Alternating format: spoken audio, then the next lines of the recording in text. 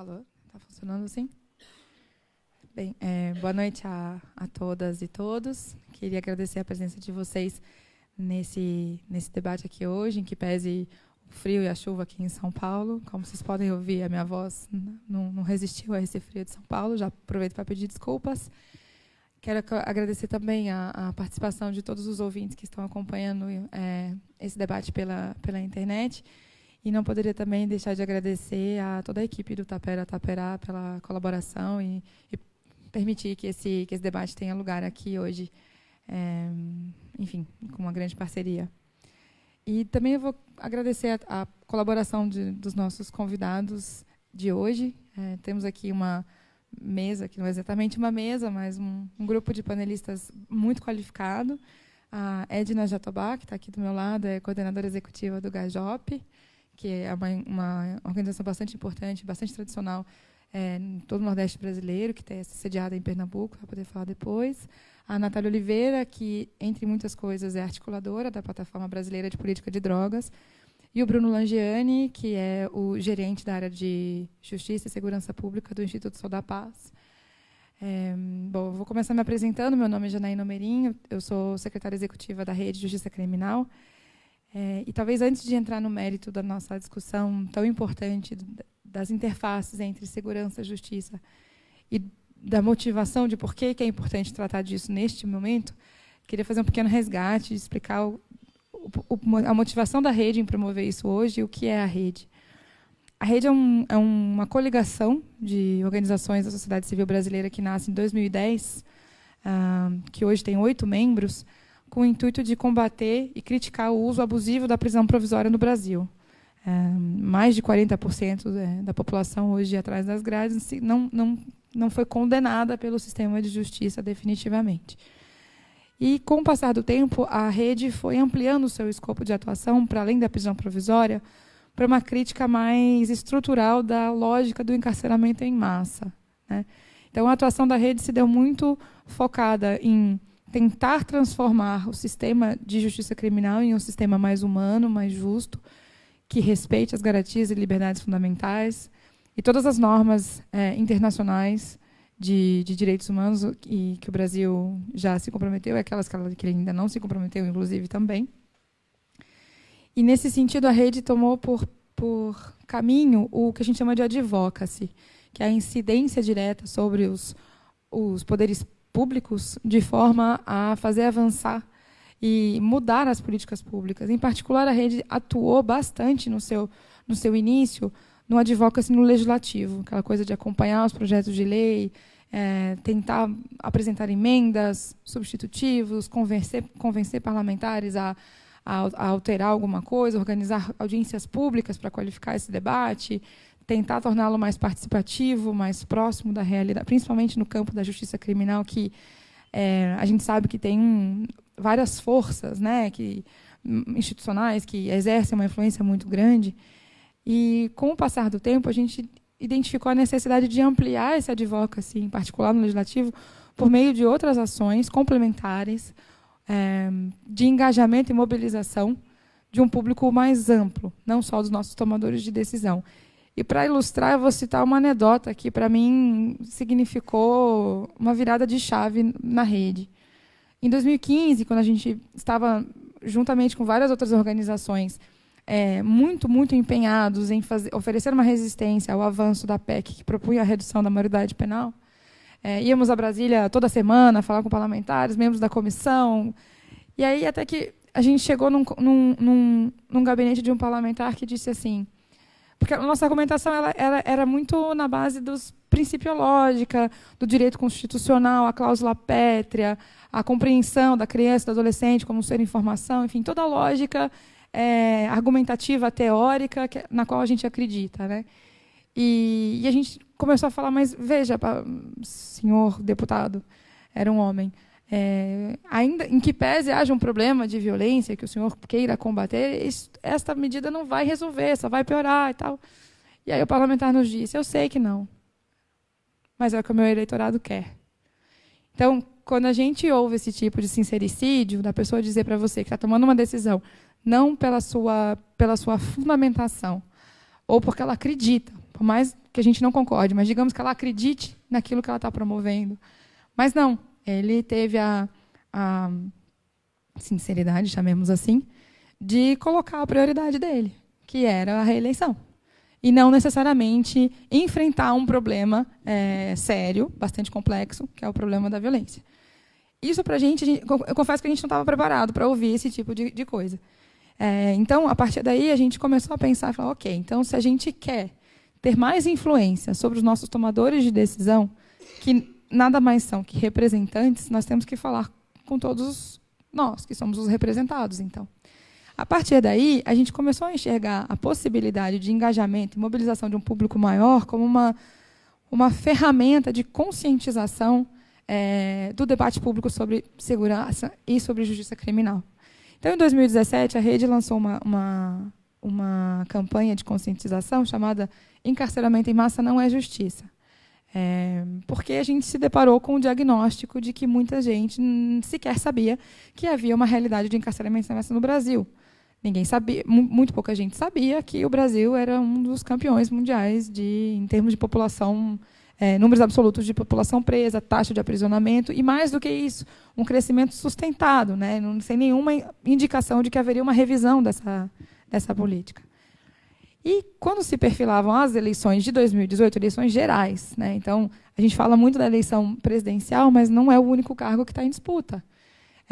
E toda a temática de segurança e de justiça, ela perpassa todas as competências, né? A União, mas principalmente os governos de Estado, que no campo da justiça criminal são as instâncias responsáveis pela administração dos presídios, pelas polícias. Para além disso, também essas eleições contemplam o Legislativo Federal e o Legislativo Estadual. Então, a rede começou a pensar nessa perspectiva como uma oportunidade de avançar na qualificação desse debate público. E quando a gente começou a pensar como é que a gente faria isso, a gente resolveu pegar o problema real, né? O brasileiro colocou a segurança como sendo uma das suas principais preocupações para essas eleições.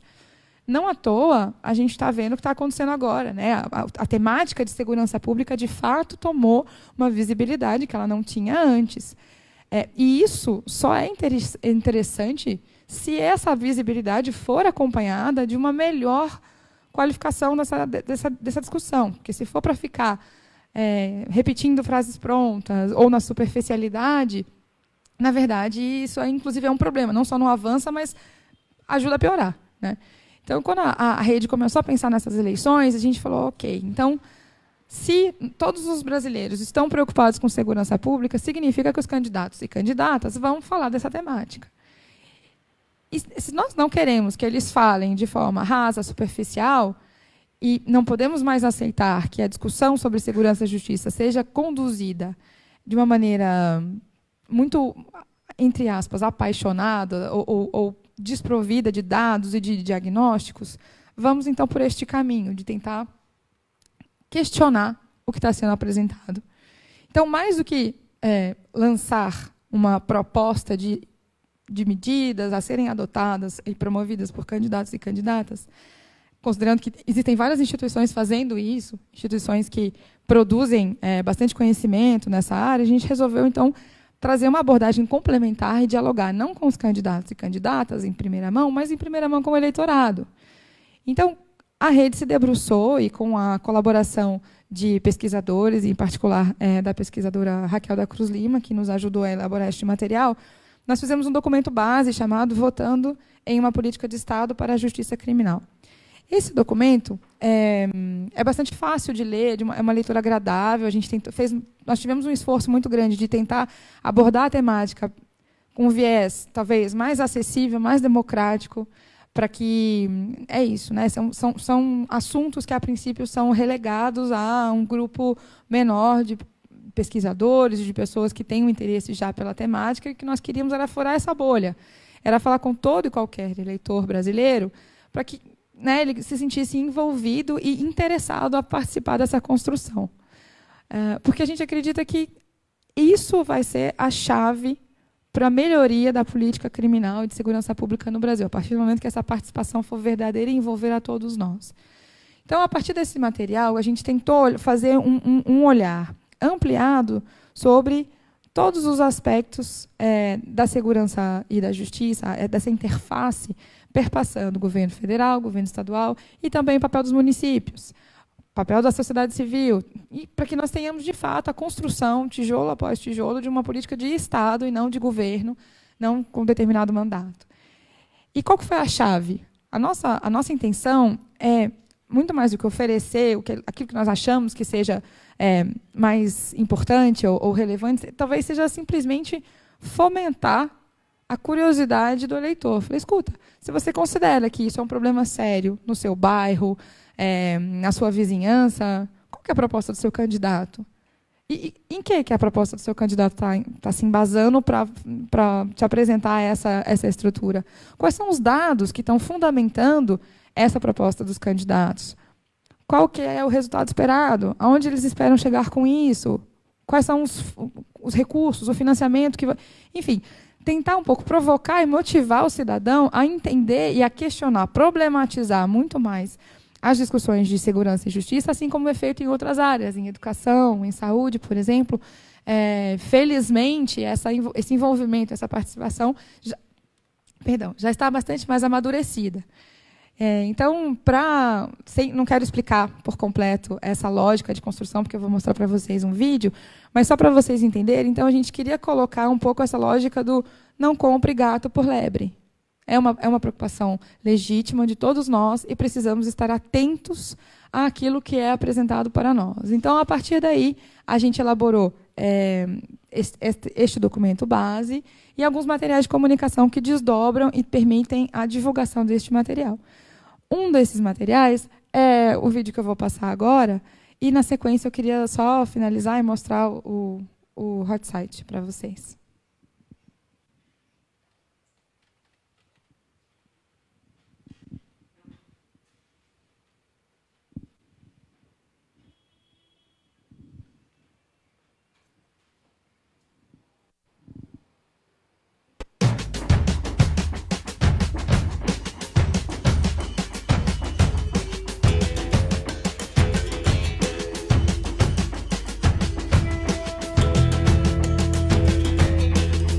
É bem provável que frases parecidas com essa fiquem cada vez mais frequentes conforme nos aproximamos de outubro e das eleições.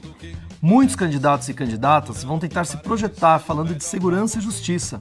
Muitos vão apresentar soluções mágicas e imediatistas, prometendo diminuir a violência. Mas isso é muito desonesto, porque se baseia no uso de um anseio legítimo das pessoas. Ela mexe com medo, o medo de que algo ruim aconteça consigo, com a sua família e amigos. Mas são propostas que não servem para acabar com o problema da segurança e da justiça como deveriam. Chega mais perto. A senhora tem ideia do que é isso? Não. Quero entender. Nossa missão é munir eleitores e eleitoras de informação para que possam identificar essas soluções mágicas e, com isso, depositar seus votos e confiança em candidatos com propostas sólidas e bem definidas. Eu estava passando ali e eu li a frase direitos humanos para humanos direitos. Eu falei, caramba, que é isso, velho? Até eu ver que era o oposto. Era uma campanha de conscientização bem massa.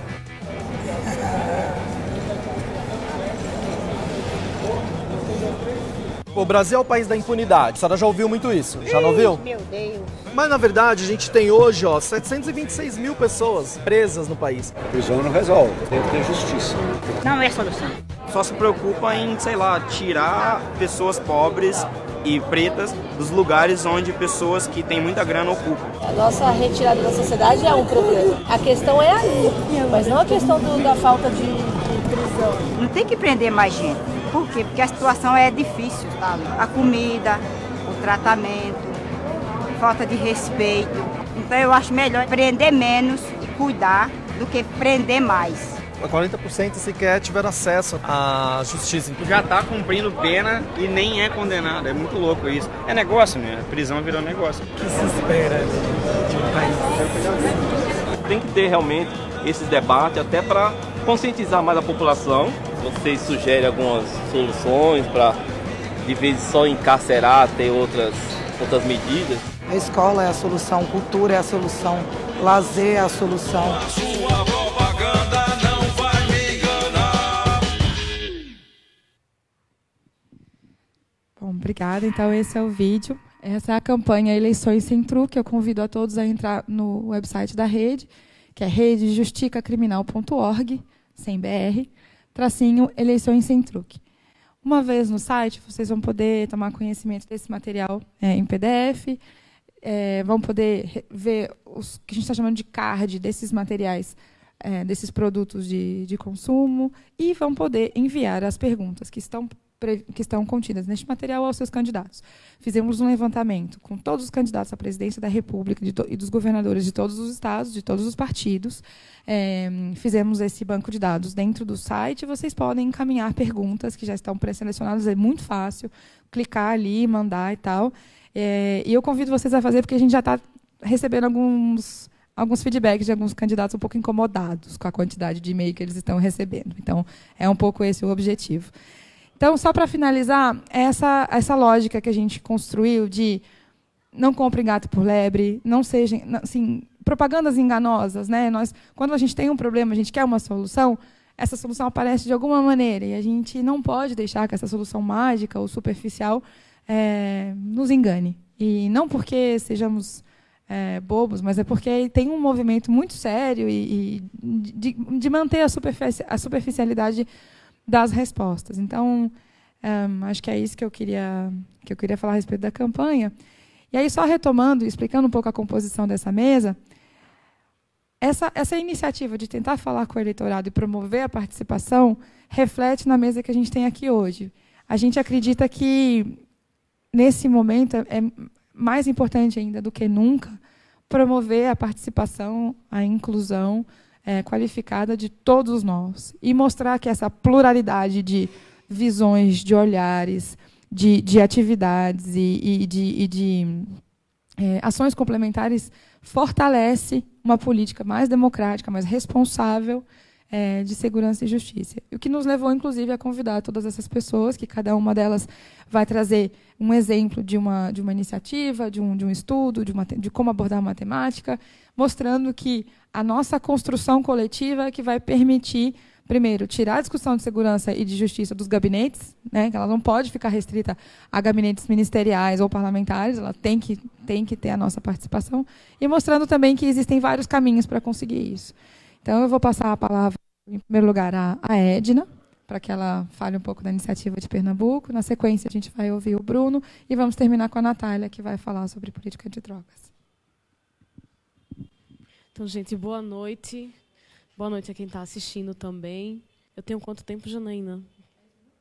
Tá, deixa eu marcar aqui. Ok. Então, meu nome é Edna Jatobá, eu sou coordenadora executiva do GAJOP. O GAJOP é uma organização que atua no campo do monitoramento da segurança pública, da justiça. Somos o Centro de Defesa da Criança e do Adolescente, estamos filiados a algumas plataformas nacionais. Temos aí uns 36 para 37 anos de estrada. Temos uma sede em Recife, onde tudo começou. E a gente também tem atuação no Distrito Federal. Executamos a política de proteção à criança e adolescente ameaçada de morte naquele território. E também, no Distrito Federal, a gente está fazendo uma pesquisa nacional sobre o meio aberto para o sistema socioeducativo, dentre outras coisas. Bem, mas o que nos traz aqui, primeiro agradecer o convite. Somos membros da Rede de Justiça Criminal e a gente fica muito feliz quando pode discutir também, a partir do nosso olhar, o olhar do Nordeste, o olhar de uma região que vem sendo assolada por tanta violência letal. Eu venho de um estado que, em apenas um ano, a taxa de crimes violentos letais intencionais por 100 mil habitantes subiu de 47,5 para aproximadamente 57 ponto alguma coisa. Então, a gente fechou o ano de 2017 com 5.426 pessoas mortas nessas circunstâncias, e a gente não tem transparência dos dados, a gente não tem como ter certeza que só foram essas pessoas, não que sejam poucas. E a nossa inquietação com relação à segurança e como a gente pauta esse debate de maneira até mais nacional. A gente vê muito na televisão a situação do Rio de Janeiro, a situação de São Paulo, mas a situação de Pernambuco a gente não vê, a situação do Ceará, que também está muito complicada, a gente não vê. Então, a gente fica muito feliz e triste ao mesmo tempo de poder discutir isso num espaço como esse. Bem, mas por uma das poucas vezes eu venho falar de segurança e não só de violência. Tem uma agenda positiva para a segurança, que é um desafio, mas aconteceu, né? A gente queria compartilhar essa experiência, a gente ficou muito feliz de conseguir pautar esse debate a partir de um viés positivo e não um viés triste, que é o nosso cotidiano, né? De enterrar gente, de chorar e lamentar os nossos mortos. Bem, então, a gente em Pernambuco, preciso se dizer que tem uma política de segurança pública lá chamada Pacto pela Vida, e esse Pacto pela Vida ele tem como um dos principais direcionamentos prender pessoas e apreender drogas. Então, os policiais recebem bônus em dinheiro, né, à medida que eles conseguem bater essas metas de encarcerar pessoas e apreender drogas. Isso vira uma máquina, né, de gerar violência e violência letal, sobretudo. Bem, e esse mesmo Pacto pela Vida, que ele foi fruto de uma reflexão muito profunda da sociedade. A sociedade chegou junto, a sociedade civil, para discutir junto dos gestores, junto dos profissionais de segurança, para pensar que política de segurança Pernambuco queria, isso lá em 2007. E aí saiu esse programa, essa política pública de segurança, como é chamada, com 6 linhas, e uma delas era a gestão democrática. Porque a gente acha que não dá para fazer nenhuma política de segurança pública sem a participação da população. E a gente acha que não dá para fazer isso de maneira apenas técnica, de maneira, né, dentro dos gabinetes, só a partir do olhar dos gestores, sem levar em consideração quem da população é mais afetado com os problemas da insegurança. Então, a gente veio insistindo isso desde o Pacto pela Vida, em 2007, tentando que o governo caísse em si, quem estivesse na gestão, e deixasse a sociedade civil participar da construção da política de segurança a partir de um conselho de defesa social que nunca foi efetivado em Pernambuco. E, para isso, a partir de uma conferência pública. Então, teve uma conferência em 2009, 2 anos depois, que foi, ao mesmo tempo que a Conferência Nacional de Segurança Pública, a primeira que aconteceu e última.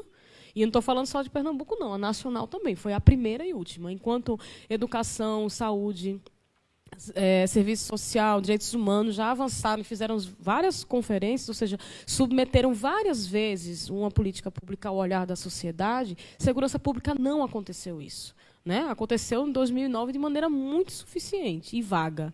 Então, a gente ficou insistindo para que dessa conferência, ao menos em Pernambuco, saísse um Conselho de Defesa Social, que não saiu. E aí, segurança, ela só é debatida quando entra na agenda, quando a gente está com uma situação assim, muito, muito, muito ruim, que foi o que aconteceu em 2017, lá no meu estado.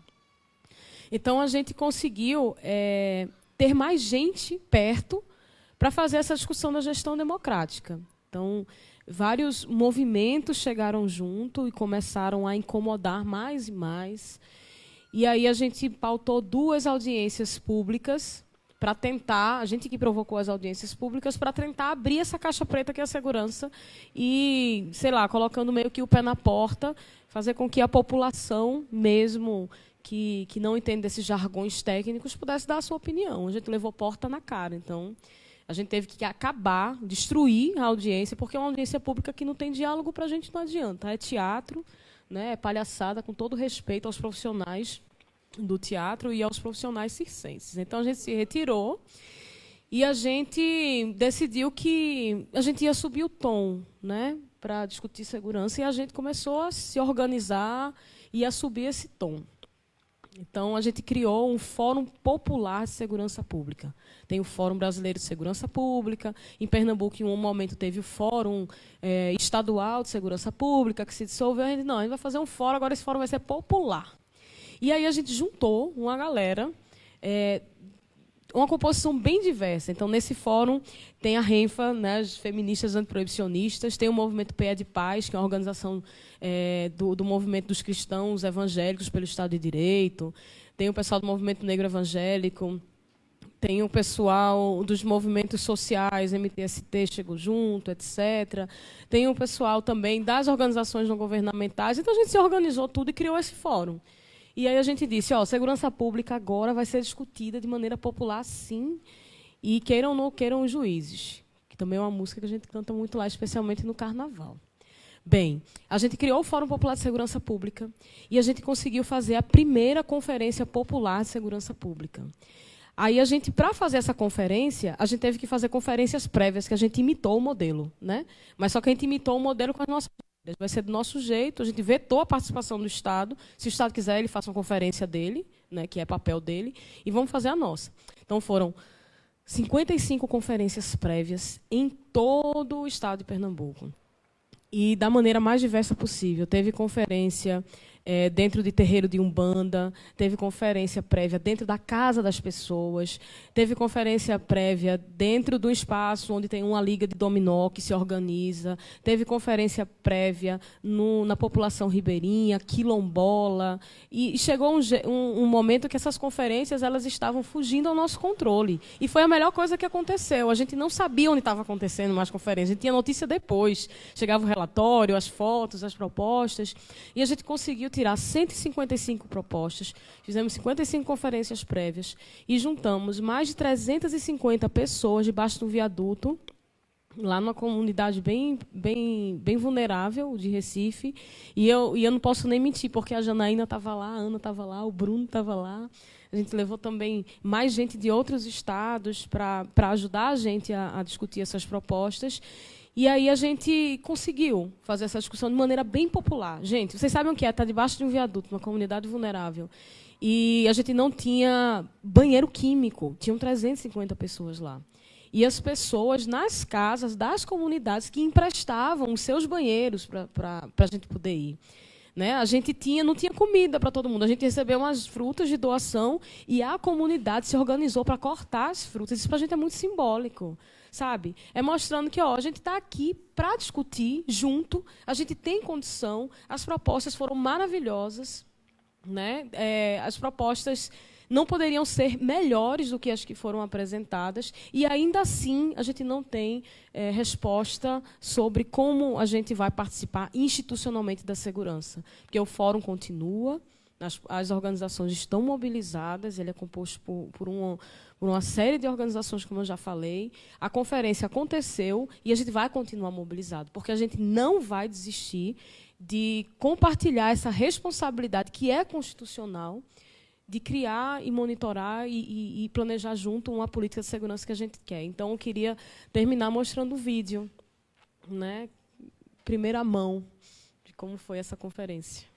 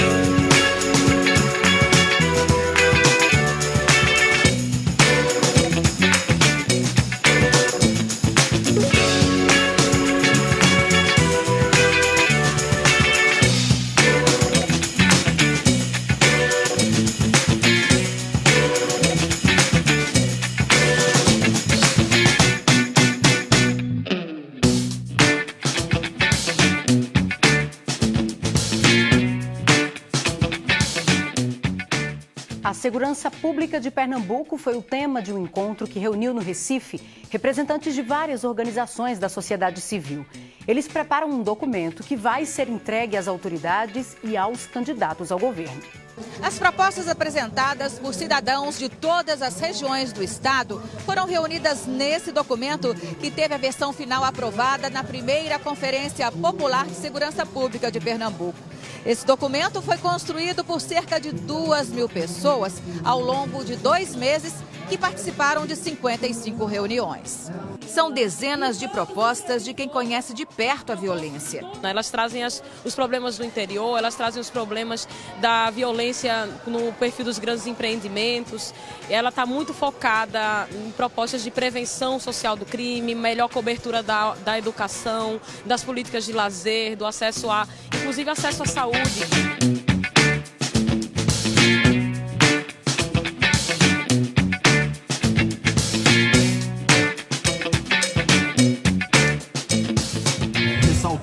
caráter absolutamente inovador e revolucionário dessa conferência, né? Essa conferência, da forma como está sendo construída, a forma que ela vem da base e vem sendo construída e articulando diferentes comunidades, diferentes formas de existir e se colocar no mundo das pessoas em Pernambuco.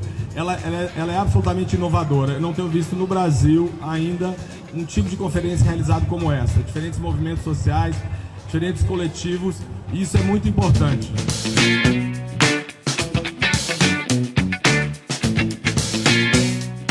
Nós superamos diferentes projetos de eliminação do povo negro no Brasil. O atual projeto de eliminação do povo negro no Brasil é o extermínio e o encarceramento. Esses temas fundamentais nessa conferência.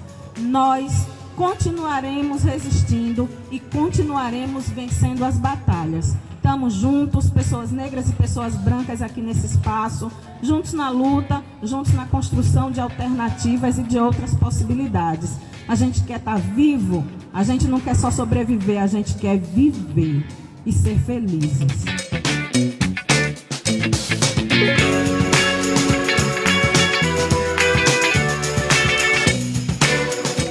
Então, dentro de cada segmento, a gente precisa levantar-se como resistência.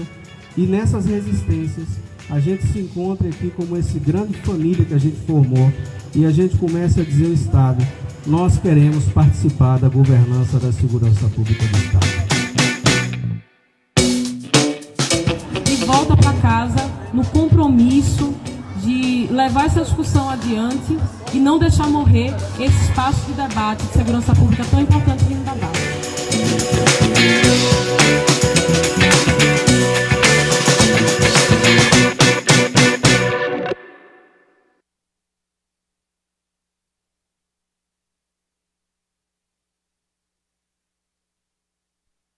Bom, Edna, muitíssimo obrigada por resgatar todo o histórico de construção dessa experiência única, como disse o Raton, e de uma riqueza, e foi, do ponto de vista pessoal, foi bastante emocionante, assim, sentir toda essa força lá.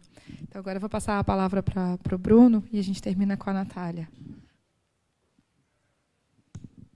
Boa noite a todos e a todas que estão aqui, que vieram sobreviver à noite de chuva e frio aqui em São Paulo. Também mandar um abraço para quem está acompanhando pela internet. Agradecer a Rede de Justiça Criminal, que o Sou da Paz faz parte, pela organização do evento e pela bela campanha de eleição sem truque que está fazendo. Agradecer também o Tapera por abrir o espaço para a gente fazer esse debate.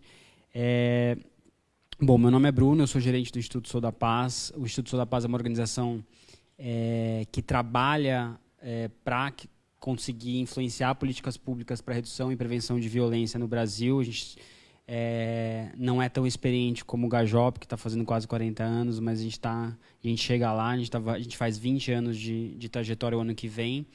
E eu acho que enfim, a questão da segurança do sistema prisional está muito forte nesse debate eleitoral, e por um motivo muito ruim, né?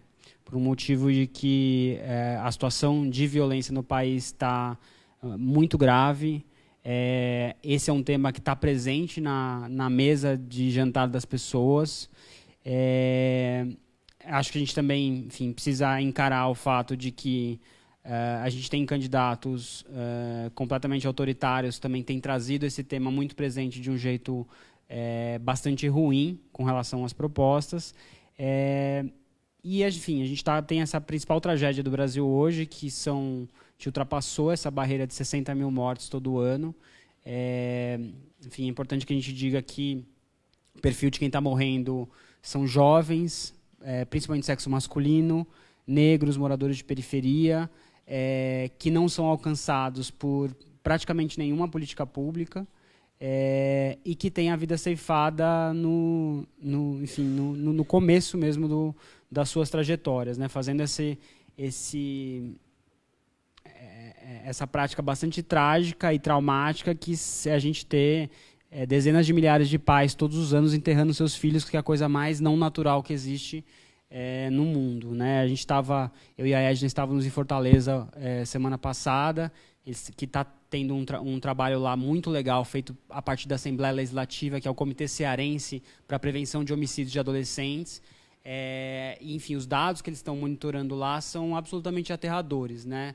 Acho que não só reproduz isso que a Edna está falando, dessa explosão de violência do Nordeste, mas lá ainda com uma faceta bastante peculiar e trágica de que tem meninas adolescentes sendo assassinadas muito cedo.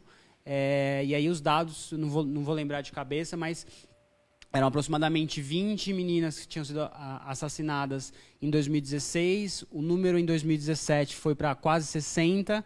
E eles, na metade do ano, já estão com quase 40. Então, se nada lá for feito, 80 adolescentes, meninas de periferia vão perder sua vida de forma violenta em Fortaleza. Então, eu não vou ficar aqui falando um montão de dados, porque acho que as coisas estão muito na imprensa, mas acho que é importante a gente destacar que a gente tem uma coisa absolutamente inovadora, que é a questão da preocupação dos brasileiros com segurança. Hoje atinge entre o segundo e o terceiro lugar, dependendo do estado, que é algo completamente que não teve precedente no Brasil.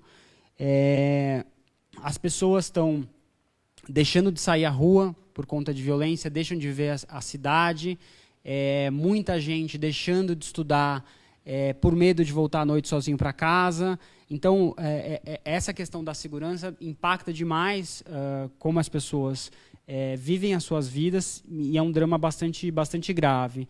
É por conta disso que o Sou da Paz tem, enfim, feito seu trabalho, mas na questão das eleições, a gente, já há alguns ciclos eleitorais, a gente tem se dedicado a fazer agendas de propostas para a segurança, para tentar pautar os candidatos, ainda na época de elaboração dos programas de governo e, obviamente, depois buscando tirar essas propostas do papel, que é o momento ainda mais desafiador. Vou falar um pouco para vocês da iniciativa nossa de agenda eleitoral para o governo federal, que essa agenda que a gente lançou há algumas semanas, que se chama Segurança Pública é Solução. Quem quiser conhecer, está no site, na capa do site do Sou da Paz. Tem uma agenda também para São Paulo. E essa agenda aqui, especificamente, a gente construiu junto com o Fórum Brasileiro de Segurança Pública, com o Instituto Igarapé, que são alguns parceiros do Sou da Paz nessa temática de segurança pública. E ela está estruturada, ela é um pouco diferente da iniciativa da rede, mas bastante convergente, né? Porque ela, ao mesmo tempo que cobra essa questão de soluções mais técnicas, que tenta elevar a qualidade do debate, mesmo sobre segurança pública e justiça, ela traz um nível de detalhamento um pouco maior. A ideia é que isso possa virar um guia para quem assumiu o governo em janeiro de 2019 e possa ter um horizonte do que atacar, como atacar, e buscando alguns consensos, né?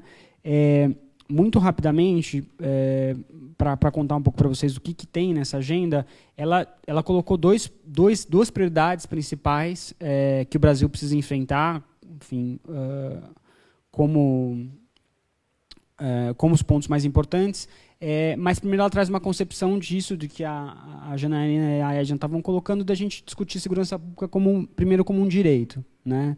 A gente discute muito segurança pública só de perspectiva de polícia, e não perspectiva de segurança pública da perspectiva do cidadão. E acho que a ideia da gente fazer uma agenda dessa da sociedade civil é porque o Sou da Paz nasce com essa perspectiva de que o cidadão é destinatário da política pública. Então, ele tem que ser escutado, ele tem que ser ouvido, ele tem que palpitar nessa política de segurança. Caso contrário, a gente acaba vendo o que a gente está vendo hoje muito fortemente, por exemplo, no Rio de Janeiro, né, que foi definida uma intervenção que foi muito pautada pela imprensa, que foi muito pautada por uma questão político-partidária muito específica, e que não está resolvendo o problema da segurança pública, e que um dos principais, talvez um dos únicos indicadores que eles conseguiram reduzir, e que foi um dos primeiros, e que mostra onde está o foco, para quem é essa intervenção, que é a questão dos roubos de carga, né? Então, Rio de Janeiro com uma série de problemas, tiroteio, bala perdida, gente morrendo, crescimento de homicídios, etc. E uma das principais preocupações do gabinete de intervenção é reduzir roubo de carga. E eu não estou aqui querendo dizer que roubo de carga não é importante, que não precisa reduzir isso. Agora, quando a gente tem uma política de segurança em que a população não participa, a prioridade a gente sabe quem vai definir, né? Então, o que tem de prioridade na agenda? Primeiro ponto é prevenção e redução de crimes violentos. Então, homicídio em primeiro lugar, mas a gente está falando também de estupro, a gente está falando também de roubo, que são questões que estão muito presentes na violência do Brasil.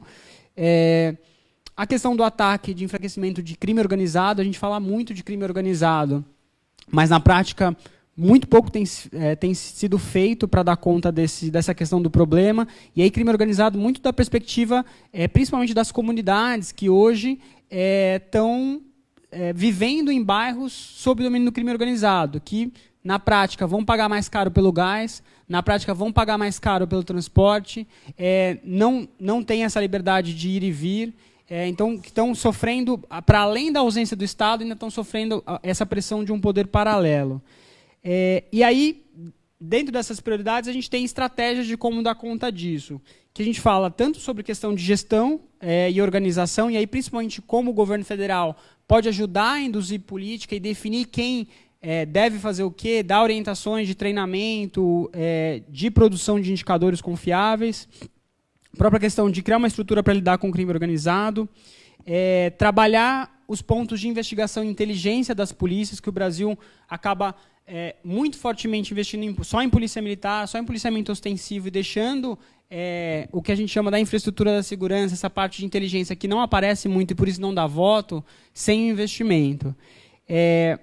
A questão de lidar com política de prevenção de violência. Então, como é que a gente consegue ter políticas preventivas para disputar os jovens nas periferias, ter política de lazer, ter política de educação, para evitar a evasão escolar, para tornar a escola um lugar mais atrativo. A questão de política de drogas, que eu não vou entrar muito, que a Natália também vai falar um pouco disso, mas a gente está apontando que a gente precisa discutir política de droga no Brasil, muito fortemente, porque do jeito que está não está funcionando. E um outro tema que é tradicional do Sou da Paz, que é regular e controlar o uso de armas de fogo e munição, que tem sido um grande tema da campanha, mas sendo discutido pelo jeito errado, né? A gente não está discutindo como diminuir a disponibilidade de munição, diminuir as mortes por arma de fogo, e sim numa lógica de vamos desresponsabilizar o Estado, dar uma arma para cada um e cada um que se vire para dar conta da sua segurança. Eu queria só contar um pouco para vocês de como a gente está trabalhando essa agenda, né? Qual a estratégia de trabalho dessa agenda.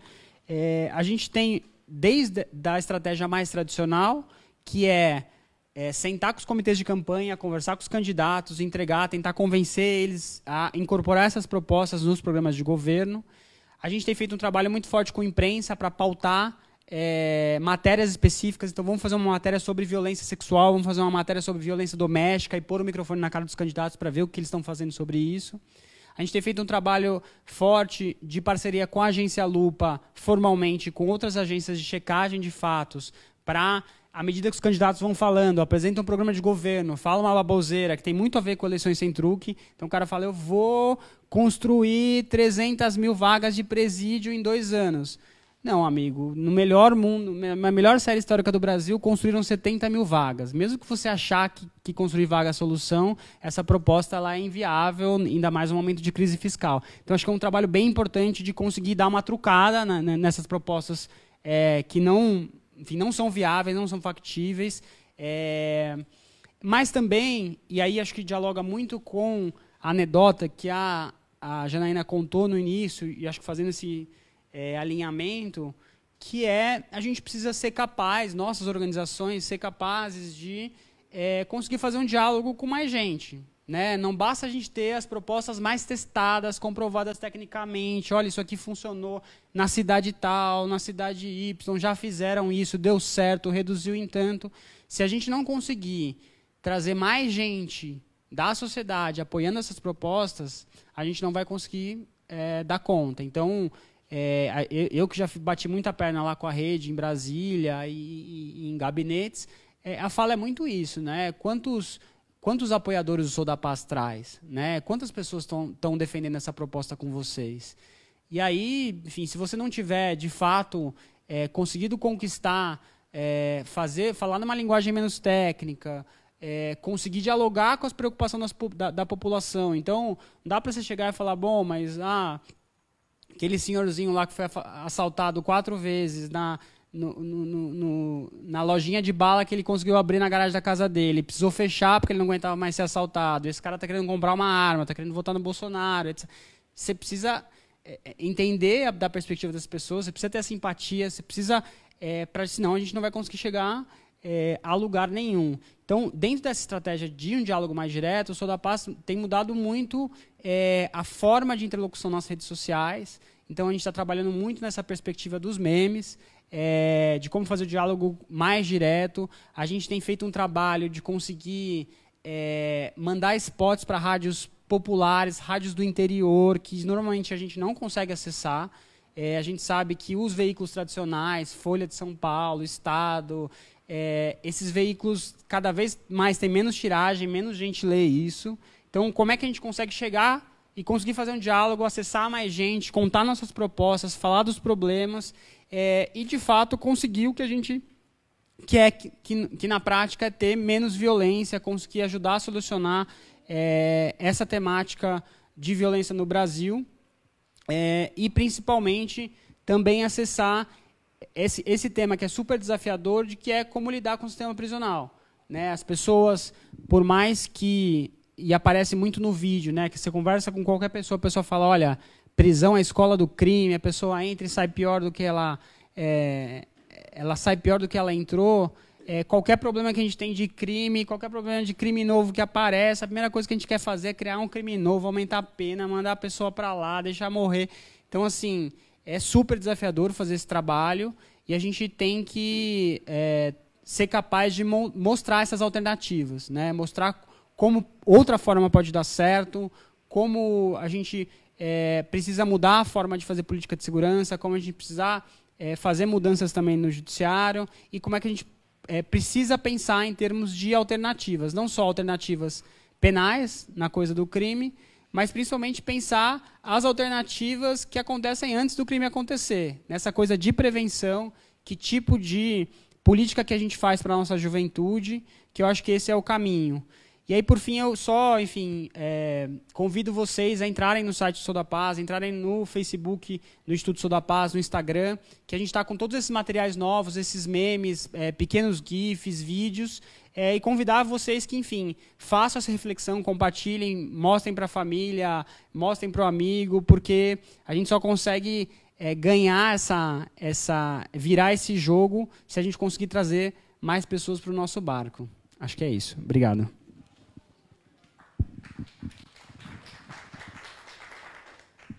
Obrigada, Bruno, por expor a iniciativa do Sou da Paz em colaboração com várias outras instituições que trazem essas, sim, propostas concretas. Então, só retomando, né, que eu acho que isso está ficando cada vez mais claro o que eu comentei no começo, que essa pluralidade de intervenções e de abordagens que fazem, que mostram a complexidade de como atacar esse problema. Antes de passar a palavra para a Natália, eu só queria comentar que nós estamos recebendo perguntas pela internet e também das pessoas que estão aqui, então fiquem à vontade, a Ana da rede e vai poder receber, enfim, ficar à vontade para fazer as perguntas. Já está com o seu aí? Pega esse aqui, que é mais fácil. Pronto. Obrigada, Jana. Bom, boa noite a todos e todas, boa noite a quem está assistindo também, e, inclusive, para quem veio, é um boa noite mais caloroso, porque está muito frio em São Paulo. Quase que eu mesma não veio. Mas vamos lá. Bom, meu nome é Natália Oliveira. Como a Jana falou, eu estou aqui para falar de uma iniciativa que é da Plataforma Brasileira de Política de Drogas, que é uma rede que tem 50 organizações hoje, inclusive Gajop, Sou da Paz, estão na nossa rede. É uma rede que hoje tem 50 organizações e atua há mais de 3 anos pela reforma da política de drogas no Brasil, né? Porque existe um entendimento, quando a rede foi formada, de que tanto as políticas de segurança pública quanto as políticas as políticas do sistema de justiça, inclusive as legislativas, elas precisavam ser reformadas, né, num conjunto entendido de um guarda-chuva de política de drogas, porque muito dos efeitos, tanto do que a Edna estava dizendo e do que o Bruno estava dizendo e da Jana, do encarceramento que a gente vem enfrentando no Brasil, eles têm a ver com a necessária mudança dessa política de drogas que a gente tem hoje, porque muito do que a gente tem observado, principalmente depois da reforma da Lei de Drogas no Brasil, de 2006, está diretamente relacionado com o aumento da população carcerária no Brasil, em especial da população de mulheres. Né? Hoje, quase 70% das mulheres presas são por delitos relacionados à droga. E a outra coisa que tem muito a ver com segurança pública é a questão do aparato de criminalização nos territórios, especialmente os territórios pobres, na justificativa de que vai combater as drogas e o tráfico de drogas, e reduzindo, inclusive, as políticas de segurança pública somente a policiamento. Né? Então, é como se entendesse que, nesses territórios, que são ditos e narrados como os territórios onde acontece o tráfico de drogas, e quando a gente vai ver o que eles têm em comum no Brasil, é que são territórios pobres e majoritariamente com população negra, esses territórios é como se esses sujeitos não tivessem o direito de debater qual política de segurança pública a qual eles devem estar submetidos. É como se ali valesse menos direitos. Ali é como se ali a segurança pública se reduzisse somente a violar direitos. Então, o que a gente tem observado em comunidades pobres, não só do Rio de Janeiro, mas, inclusive, no Nordeste, né, a maneira como eu estava lendo recentemente no Ceará, que, no último final de semana, morreram 84 pessoas em 3 dias. Né, justamente por quê? Em retaliação à morte de 3 policiais. E o que foi pego nas conversas de WhatsApp, entre, inclusive, deputados e outras pessoas, era de que não era para prender os suspeitos que tinham matado esses policiais. Porque, se esses suspeitos fossem presos, esses suspeitos eles entrariam na cadeia como grandes heróis. Então, o recado era para matar mesmo, não só os suspeitos, mas todo o resto, para que aquele tipo de ação não acontecesse. Então, e assim, em grupo que tem deputado presente, né? Não é assim uma coisa que só tem policial. Então, é esse tipo de segurança pública que está proposto para as comunidades pobres, né? Então, na verdade, ela causa uma insegurança. Então, foi olhando para todas essas questões que dialogam direta e indiretamente com a política de drogas, olhando também para a questão das violações de direitos individuais na imposição de tratamentos forçados para sujeitos que fazem uso problemático de crack, as diversas ações de violações de direitos que acontecem em territórios como a Cracolândia, ou os conveniamentos com comunidades terapêuticas que não são órgãos de saúde, né, nem conveniados estão, e são alvos de constantes denúncias de violação de direitos. Olhando para essa gama de questões relacionadas à política de drogas, né, e que são muitas vezes de maneira direta ou indireta, ou justificadas na narrativa de guerra, que a plataforma começa justamente a tentar juntar sínteses e expertises de diversas organizações. Então, por exemplo, da Rede de Justiça Criminal, das 8 organizações, só uma, que não me engano, não está na plataforma, que é para juntar uma expertise do pessoal que está formulando sobre o sistema de justiça, sobre segurança, junta com o pessoal que tem uma atuação mais ativista, com os movimentos sociais, com movimentos até que se entendem como antiproibicionistas, junta também com o pessoal que está pensando em redução de danos, pesquisadores, acadêmicos, e por aí vai, todos no sentido da gente formar aí uma ampla aliança pela reforma da política de drogas, de modo que a política de drogas no Brasil seja uma política que garanta direitos. E, nessa caminhada, tem até assim, algumas coisas que elas se repetem, né, na formação de rede, que foi perceber que a gente, no início, era muito procurado, às vezes, por parlamentares, ou, às vezes, só especialistas, e, muitas vezes, quando a gente ia dialogar sobre um pontinho mínimo, às vezes, descriminalização de uma substância, uma coisa que a gente sabe que hoje, necessariamente, não teria o impacto esperado na diminuição do encarceramento ou da diminuição de homicídios, o que acontecia? O parlamentar falava, mas essa pauta ela é muito difícil de dialogar com o meu eleitorado. Não quero tocar nessa pauta.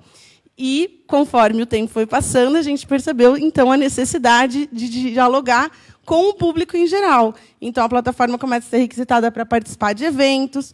E uma outra tarefa que a plataforma tem é justamente desenvolver instrumentos que fortaleçam a rede, ou seja, instrumentos que ajudem a rede, né, cada organização da rede, a fazer a sua atuação dentro desse campo da política de drogas. Então, a gente, claro, teve um período de dialogar mais com o público em geral, entrevistas e etc.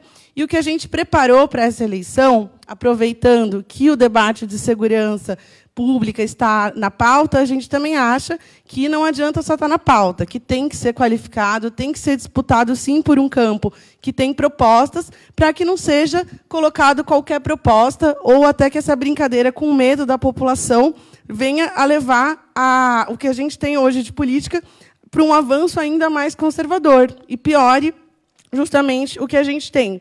Então, o que a gente pensou?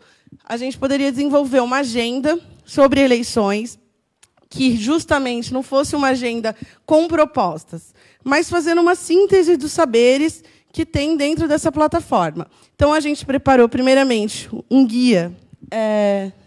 Você pode clicar, por favor? Clica nesse Droga Caso de Política. Um guia simples com perguntas e respostas para que candidatos que queiram...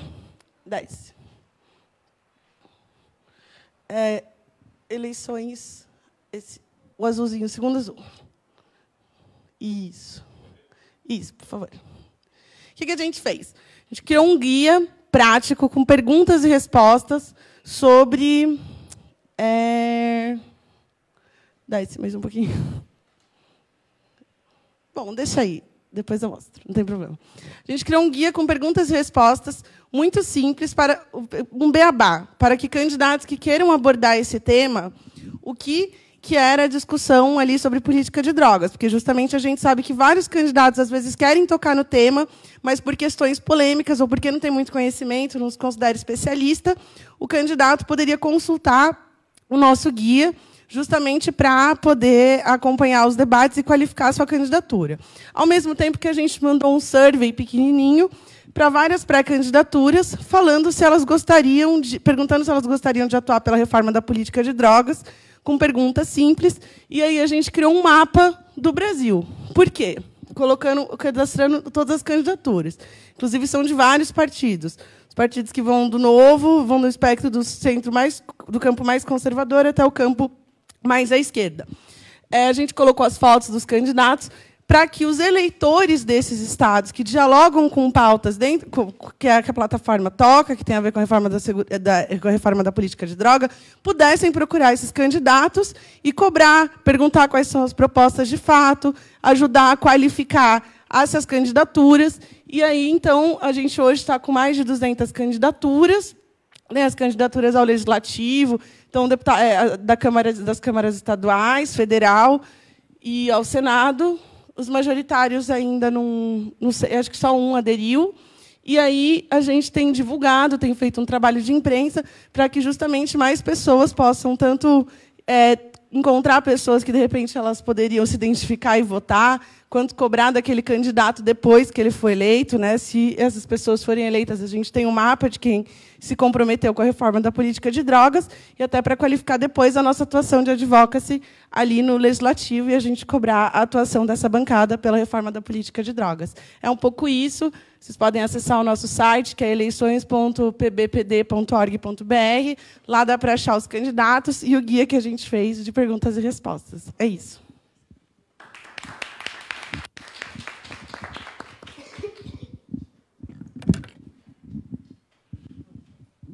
Tem uma pergunta da internet, a Rose Geometti, que fez a pergunta, e ela pergunta assim: as pessoas acham que direitos humanos é defesa de bandidos. Há uma incompreensão muito grande. Gostaria que vocês falassem um pouco da civilidade que está implícita nas ações dos direitos humanos.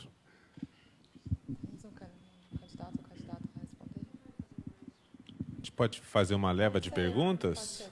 Então, quem quiser fazer pergunta, levante a mão que a gente leva o microfone. Eu tenho uma também, sobre o site de agora. A gente consegue saber quem está fazendo alguma luta que já está eleito?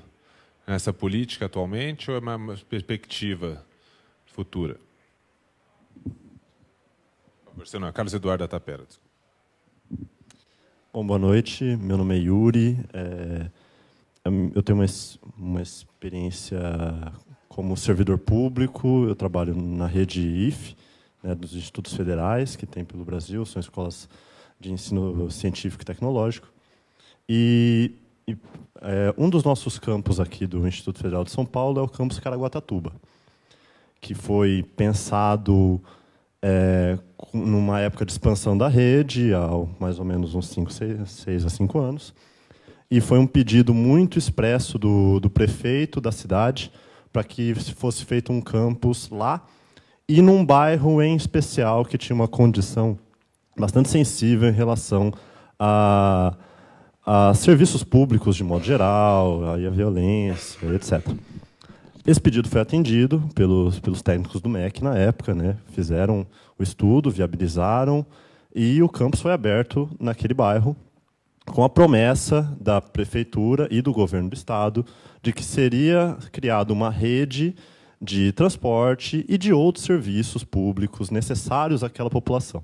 O campus do instituto seria, em tese, um polo de atração, né, para que outros serviços públicos chegassem àquela população que ainda não tinha acesso a eles naquele momento. Infelizmente, essa promessa não foi cumprida, né? A prefeitura e o governo do estado não chegaram em acordos, algumas atitudes foram iniciadas, outras não chegaram sequer a sair do papel. E hoje tem-se um campus lá, muito bem estruturado, só que todo o entorno é totalmente desassistido de uma série de questões básicas para a população, seja saneamento básico, atendimento de saúde, infraestrutura de transporte. Ou seja, é um dos campos mais bem estruturados da rede, só que é um dos campos com maior índice de evasão, porque muitos dos alunos, inclusive, não conseguem chegar em segurança às suas casas ou ao próprio instituto. Então, eu fiz esse exemplo para perguntar um pouco como vocês pensam a necessidade de integração entre políticas na esfera federal, estadual e municipal para falar da abrangência de um tema tão complexo, com tantas variáveis como segurança pública.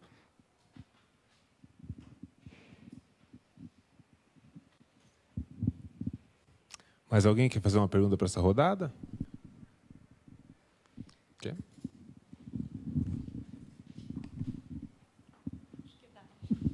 Boa noite, tudo bem? Bom, eu sou advogada, mas eu também trabalho aqui com a Tapera. E, na semana passada, a gente teve um debate aqui sobre a ideologia na educação militar, né? Inclusive, veio uma representante do Sou da Paz, também foi muito bom. Bom, uma das minhas perguntas, por conta disso, é com relação à própria Polícia Militar, né? Em que medida esses mandatos conseguem, de fato, influir nas corporações, né? Enfim, em que medida a ordem sai do governador ou é uma questão de cultura da própria polícia? E como que isso é visto pela população e por vocês?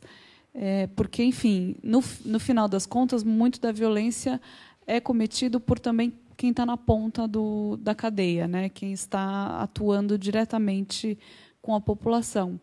E como que isso pode ser transformado através desses mandatos é uma questão minha, né? Enfim, tem o fim da Polícia Militar como uma possibilidade, mas, enfim, isso estando muito distante, em que medida é possível transformar a cultura das organizações pelos mandatos? Acho que a gente encerra esse hall de perguntas. Alguém gostaria de iniciar a responder?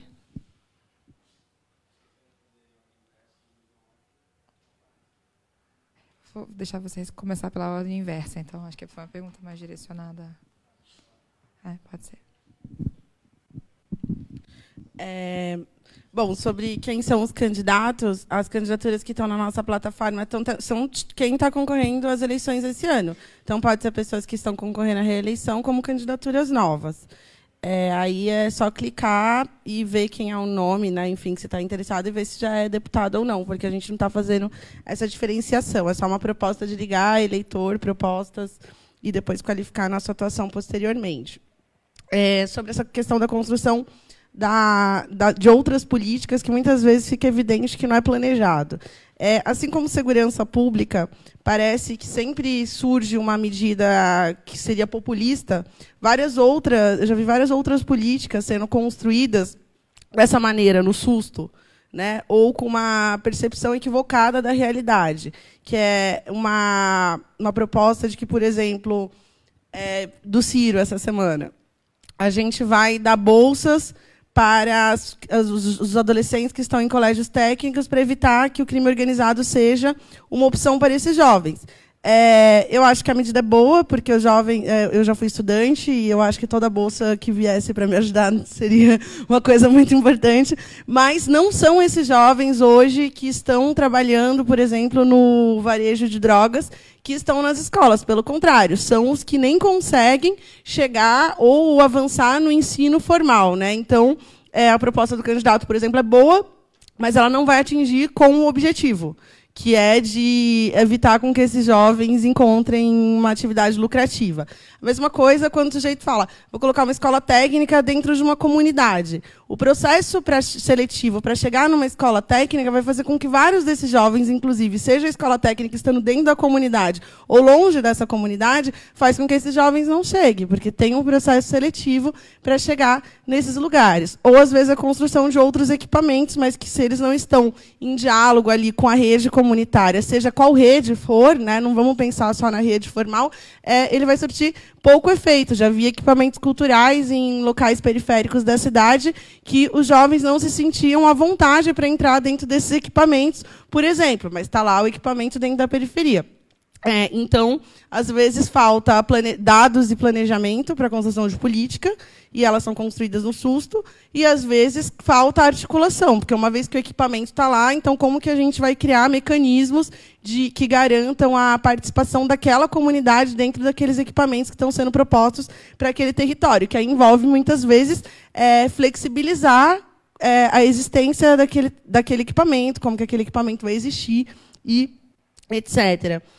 Eu acho que é um pouco isso, assim, não é só em segurança pública que acontece política no SUS. O que acontece é que muitas das políticas, como pensar nas áreas mais tradicionais, educação, saúde, elas estão há muito tempo em processo de construção com maior participação social no Brasil, desde o período da redemocratização. O SUS, inclusive, é anterior à abertura a ideia, né, de construção de SUS é anterior à abertura democrática no Brasil. Eles vêm juntos. Então, é uma outra maneira de engajamento social, de participação política e musculatura, mesmo de acompanhamento da sociedade para a construção dessas políticas, né? Que é um exercício que a gente tem tentado fazer um pouco, que é o que o Bruno estava trazendo, com a questão da segurança, que dialoga muito com a pergunta da amiga, né? Por exemplo, que é a PM, né? O que poder, de fato, tem os mandatos sobre a PM, né, do legislativo, ou mesmo o executivo.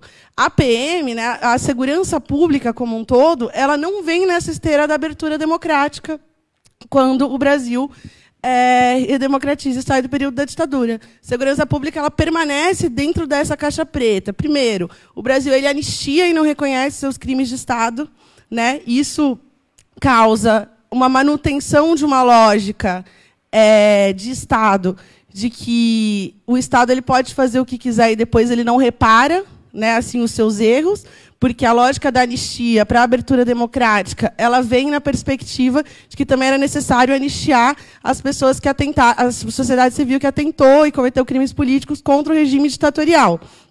Mas coloca na mesma esfera sujeitos que não eram possíveis de estar na mesma esfera no sentido de responsabilização. Porque uma coisa é a responsabilização do Estado para com todo o seu povo. Outra coisa é a responsabilização individual de sujeitos que cometeram crimes políticos. Isso é uma coisa. Cria a sensação de não reparação e a não mudança na lógica como se pensa a segurança pública. E todos esses instrumentos vão fazer com que, até hoje, basicamente, mesmo o executivo não consegue intervir na cultura de ação das forças de segurança pública, inclusive a polícia militar, principalmente a polícia militar, né? Mesmo o executivo, que o governo, em tese, é o chefe das polícias, a gente sabe que, na prática, não é bem assim. Então, eu acho que o legislativo deve ser feito assim como a gente fala sobre uma ampla coalizão pela mudança da política de drogas, a gente já deve vir nessa esteira, né, numa ampla coalizão, tanto da reforma do sistema de justiça, a reforma da segurança pública e que vai, consequentemente, culminar na reforma da política de drogas, porque também não vejo efeitos, de novo, na diminuição do encarceramento, na diminuição do homicídio, se a gente só pensar a reforma da política de drogas separada da reforma desses dois sistemas. Então, eu acho que é um pouco nesse caminho, né, uma coalizão ampla dentro do Legislativo, pressionando o Executivo e propondo a reforma do sistema de segurança.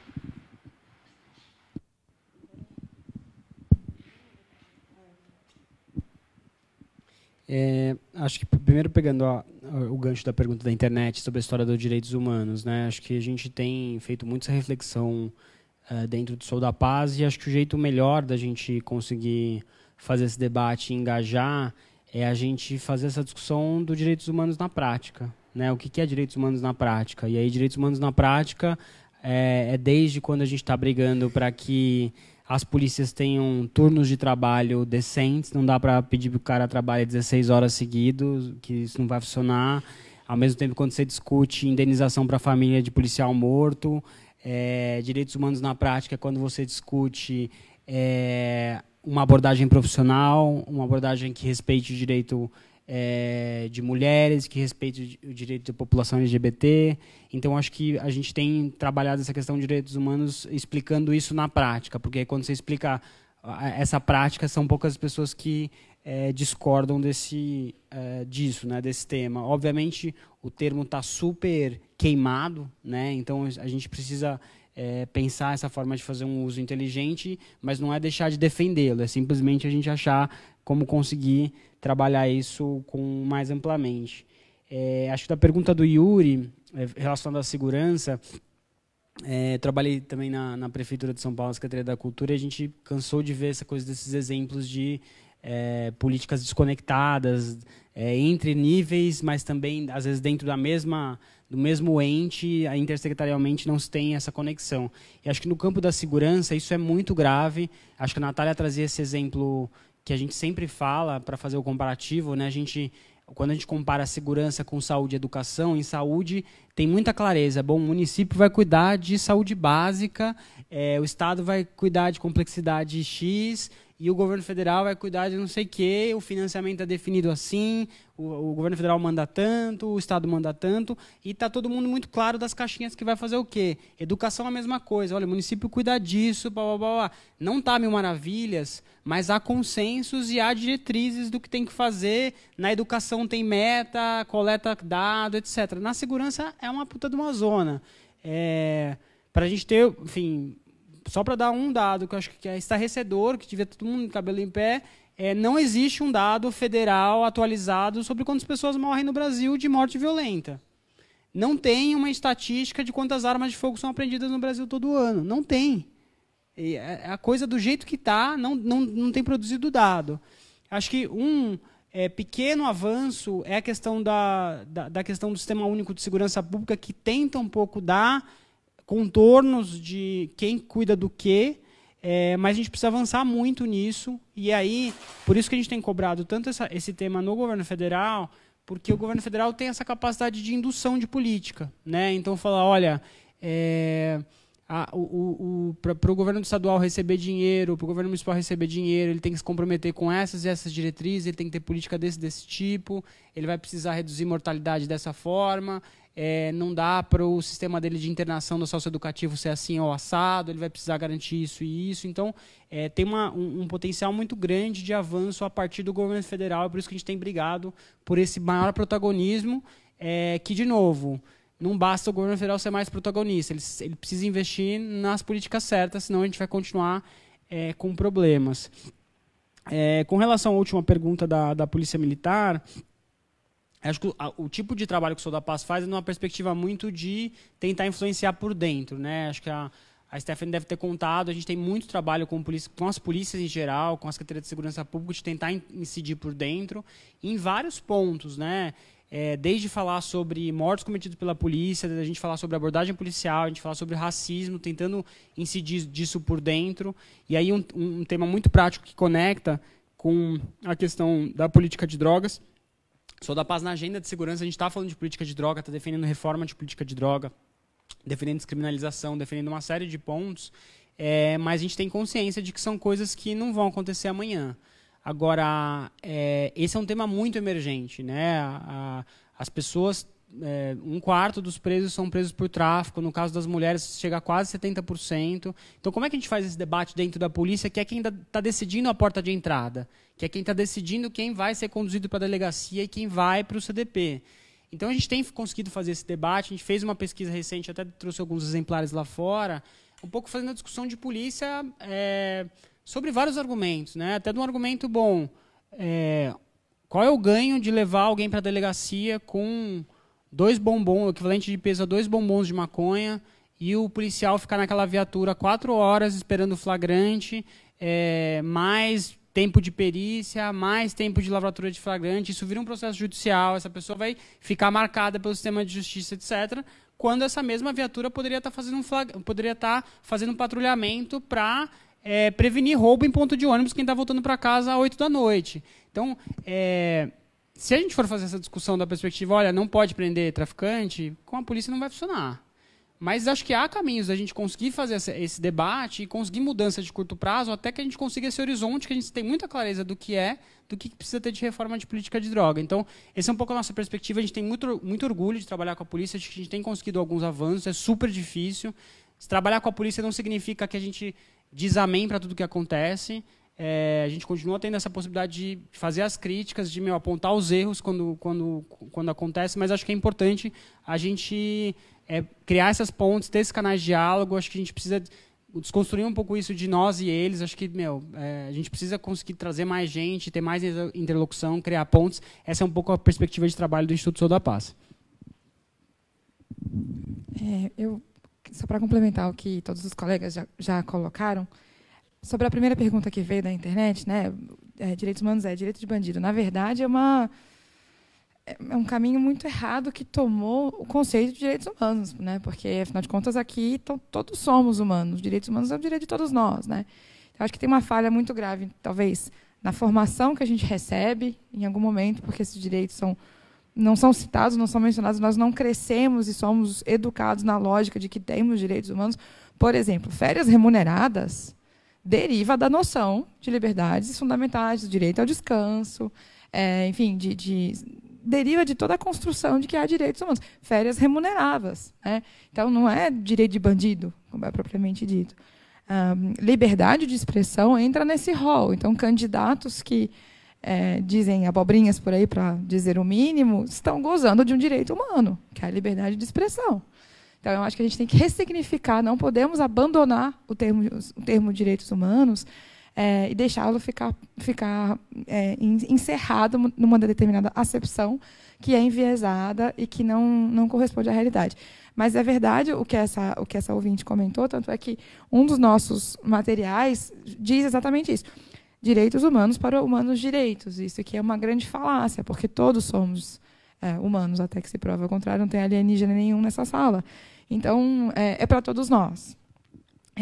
Por outro lado, eu acho que talvez nos caiba hoje, tanto a sociedade civil como a vários outros atores, um esforço de comunicação, de resgate desse conteúdo. Por isso que o Bruno também estava comentando de melhorar nossa linguagem, disputar narrativas, falar com as pessoas, criar empatias. Eu acho que essa dicotomia que o Bruno estava mencionando há pouco, de nós e eles, é péssima.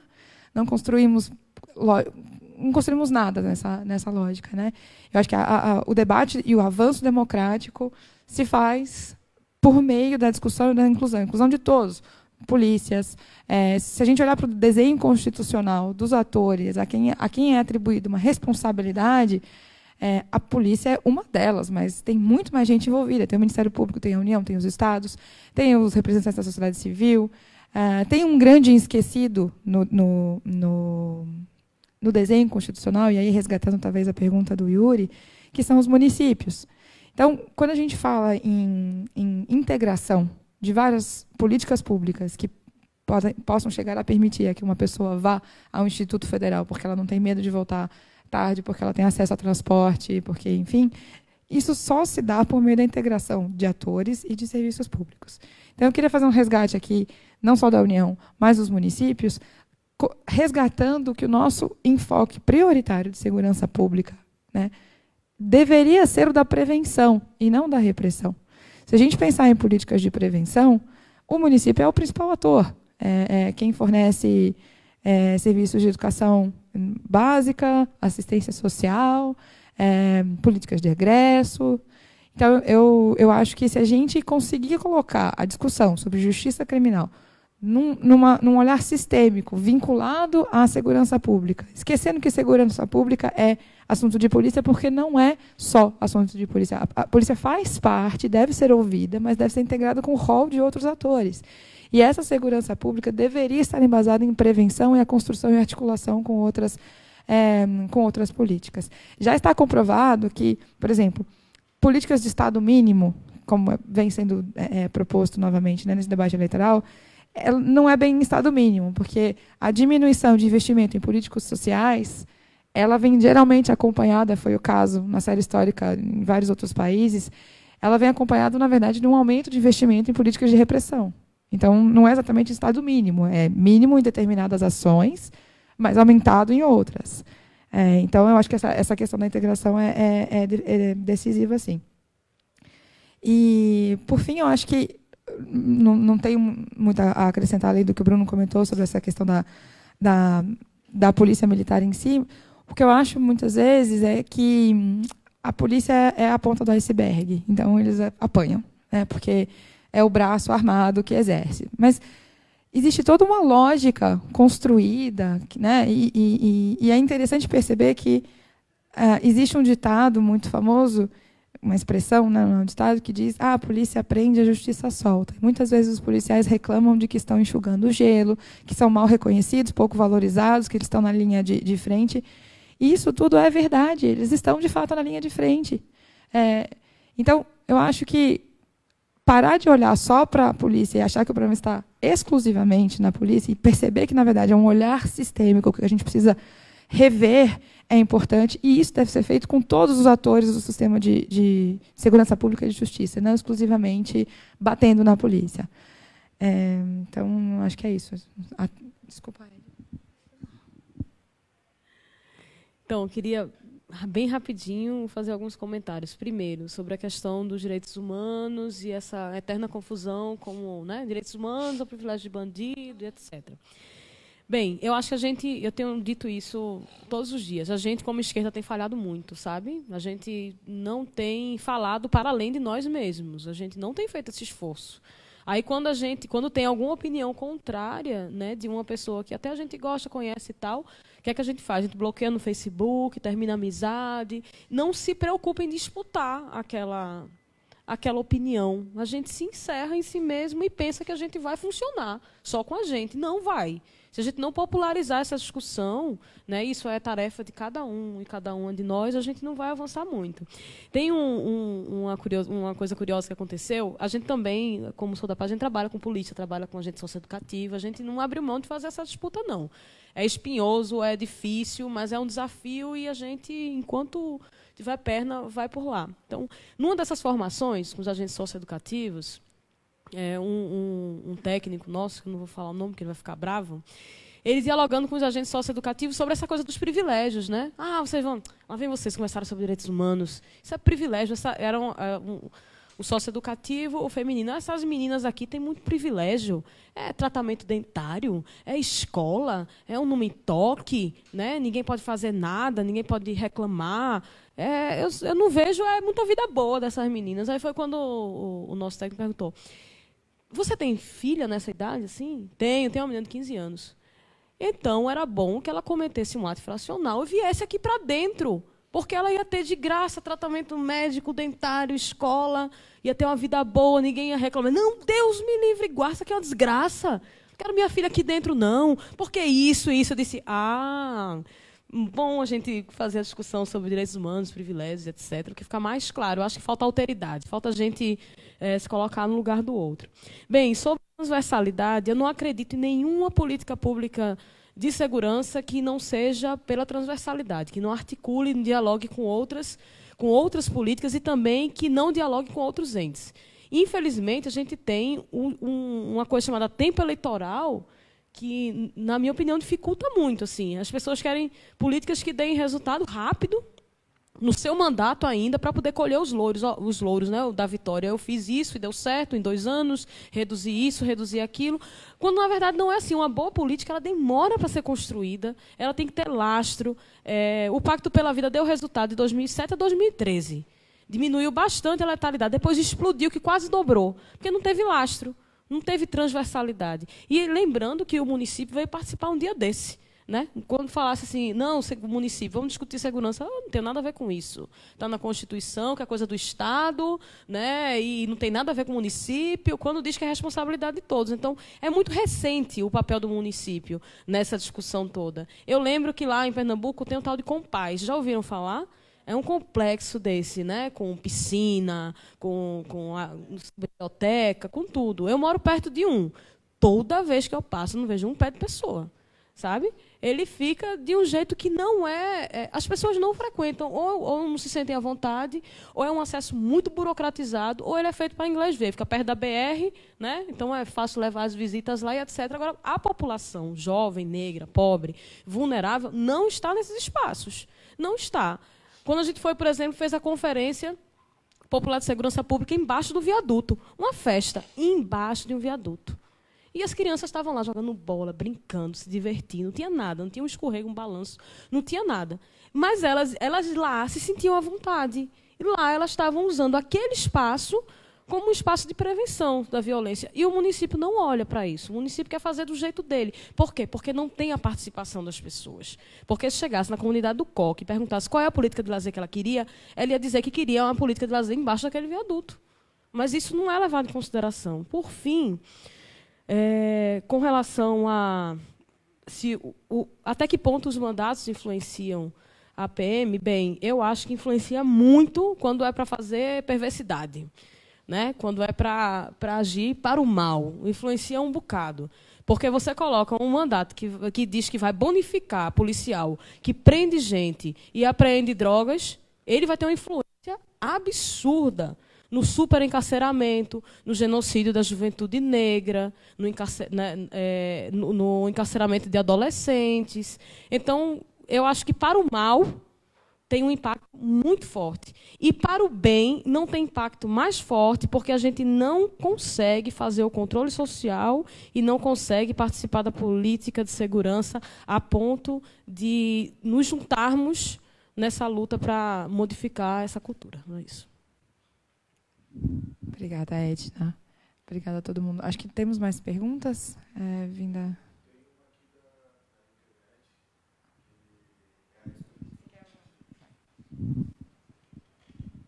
Tem uma pergunta aqui da internet que é a respeito do que já foi dito aqui. Como quando um deputado, candidato, ele fala que ele está pensando na sua reeleição, como esbarrar nessa lógica? Como é que a gente consegue ultrapassar essa lógica e fazer com que esse candidato ele tenha um outro pensamento a partir de dados?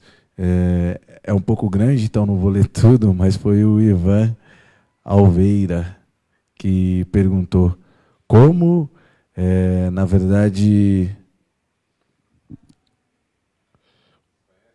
usar alguma estratégia que esbarra nessa lógica para sair disso, né, de não só pensar na sua candidatura, mas de trazer possibilidades que construa, se eu entendi. Tenho mais 2 perguntas aqui, que é da Camila Luiz. Por que a justiça brasileira é tão misógina? E também do Vitor Soares, que é justamente sobre aquele assunto que vocês estavam falando, sobre a dificuldade de falar sobre temas como direitos humanos para o pessoal que não necessariamente acompanha essa pauta. Ele pergunta como podemos ajudar a simplificar conceitos complexos e estudos para educar e dialogar com quem não tem tanto contato com isso, principalmente quando falamos de família, ambiente de trabalho, etc.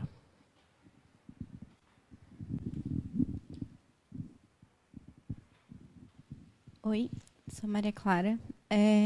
Eu primeiro queria perguntar para a Edna Em relação... Bom, os últimos dados sobre violência, eles têm muito apontado também elevados índices de violência e mortes violentas no Norte e no Nordeste. Eu queria saber sua opinião, assim, também, como atuante nessa área, e principalmente pela experiência que vocês tiveram lá em Pernambuco. Se isso também tem influência nesse histórico de tanto da ausência de participação popular e principalmente da ausência de pessoas do Norte e do Nordeste nos espaços de tomada de decisão a respeito de segurança pública. Inclusive, não só no governo e legislativo, mas também até por quem produz dados, pesquisa, enfim, tudo mais. Porque, às vezes, eu sinto que falta um pouco também de conhecimento sobre quais realidades lá, e, inclusive, também queria perguntar se tem alguns exemplos das propostas que saíram lá das conferências que vocês fizeram sobre como as realidades locais elas são importantes e se adaptam e não atingem realmente quem está nesses espaços de pensar sobre isso, sobre segurança pública, sobre acesso à justiça, garantia de direitos, enfim.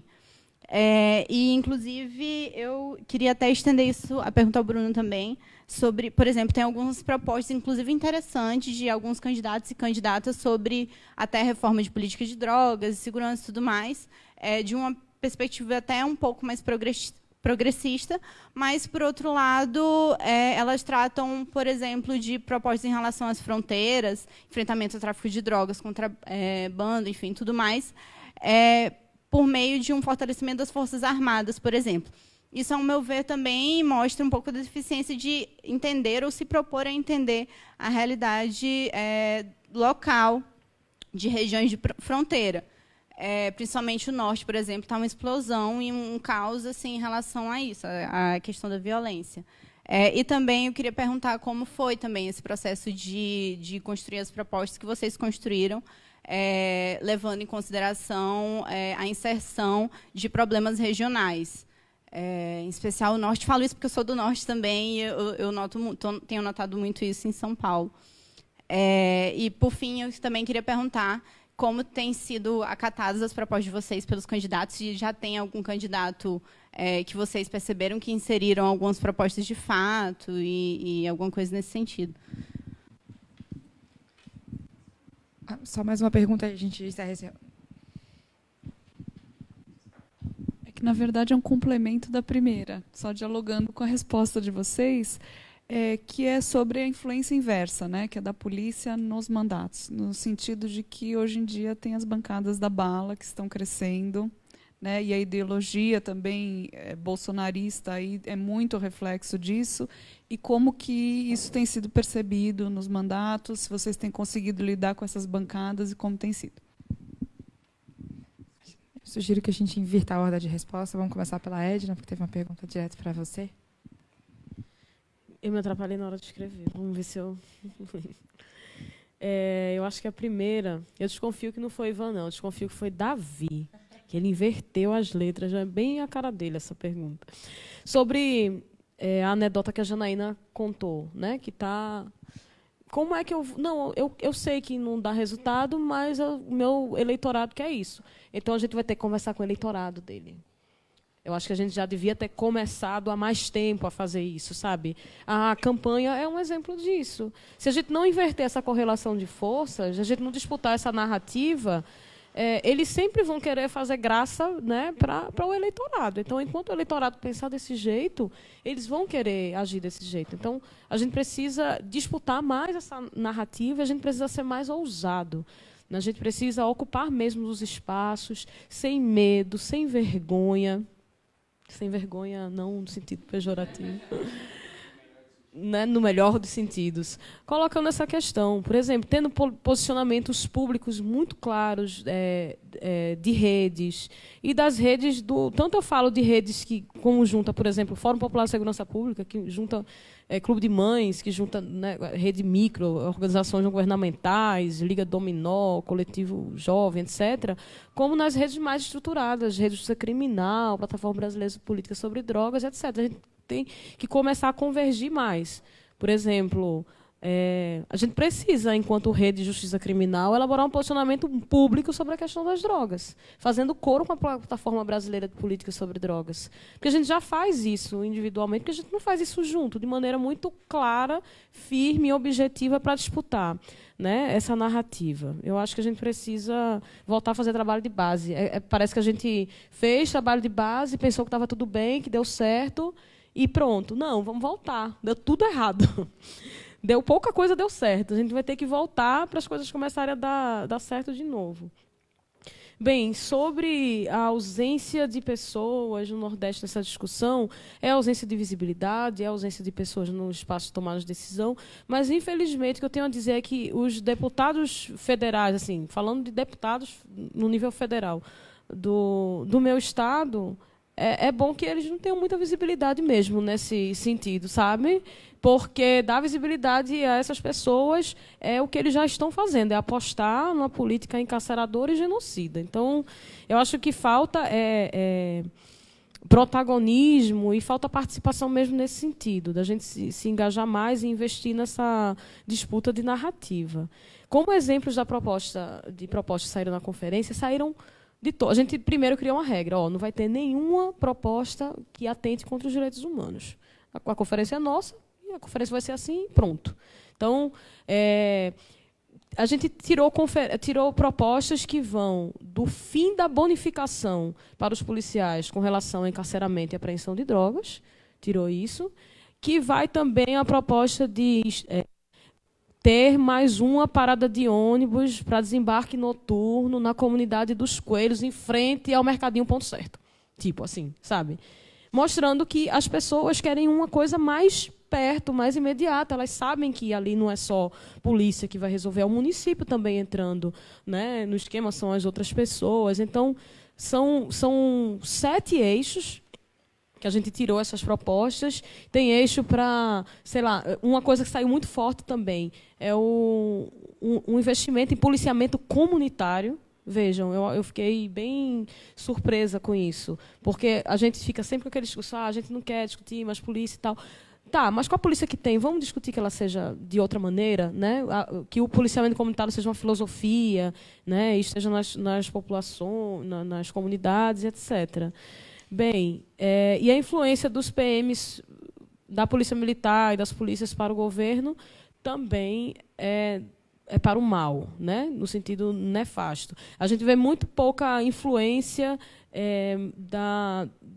das polícias para conseguir inverter uma lógica perversa de política salarial, de retaguarda de assistência psicológica, etc.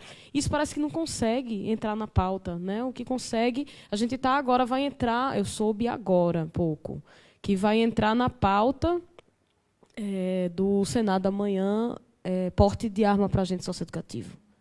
Então, vejam, essa é a influência, sabe? Teve o SUSP, que foi um inferno na terra, barrar, vetar, né, convencer o figura lá a não colocar o socioeducativo dentro, porque a gente entende que é outra coisa, né? Socioeducativo é socioeducativo, segurança pública é segurança pública. Se a gente mistura, danou-se. Aí a gente não tem nenhuma folguinha, então a pressão dos agentes socioeducativos foi tão grande que isso entra na pauta logo depois. Então é uma pressão, mais uma vez, perversa, não é uma pressão positiva, no nosso entender, claro.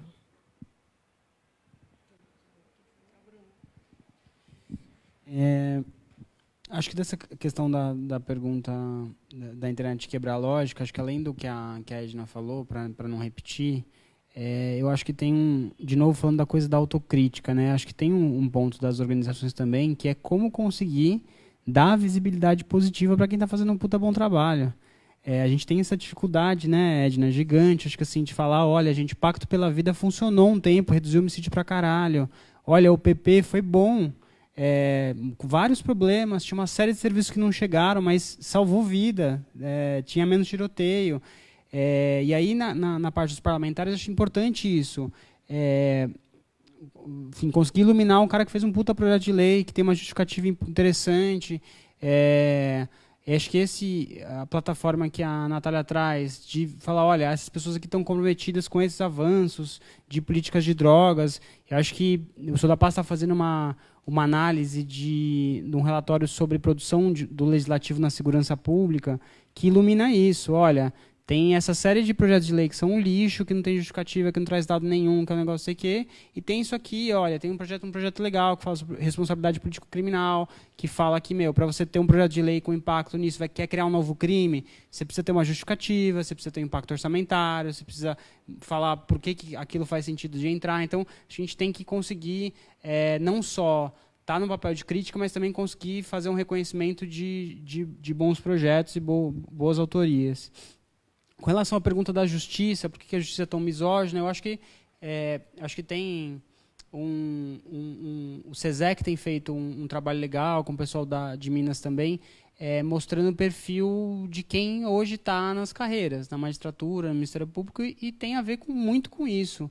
Se a gente não discutir o processo de entrada dessas carreiras, Ministério Público, Justiça, a gente, infelizmente, vai penar muito. Acho que não é com treinamento só, não é com a capacitação nas escolinhas de magistratura. Acho que tem que discutir entrada mesmo, tem que discutir concursos, para a gente conseguir ter mais diversidade nas carreiras e conseguir melhorar um pouco isso.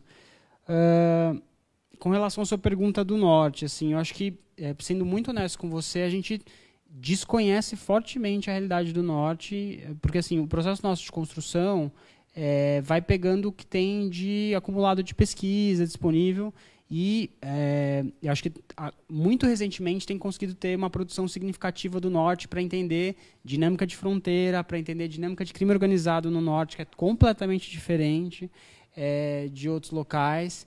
Então, eu acho que assim, hoje em dia, a nossa agenda ela não conseguiu ter pegar essa especificidade, sendo muito honesto com você. A gente gostaria, a gente quer, é um caminho que a gente já, uma lacuna que já está identificada, mas acho que a gente ainda não conseguiu suprir. Com relação à pergunta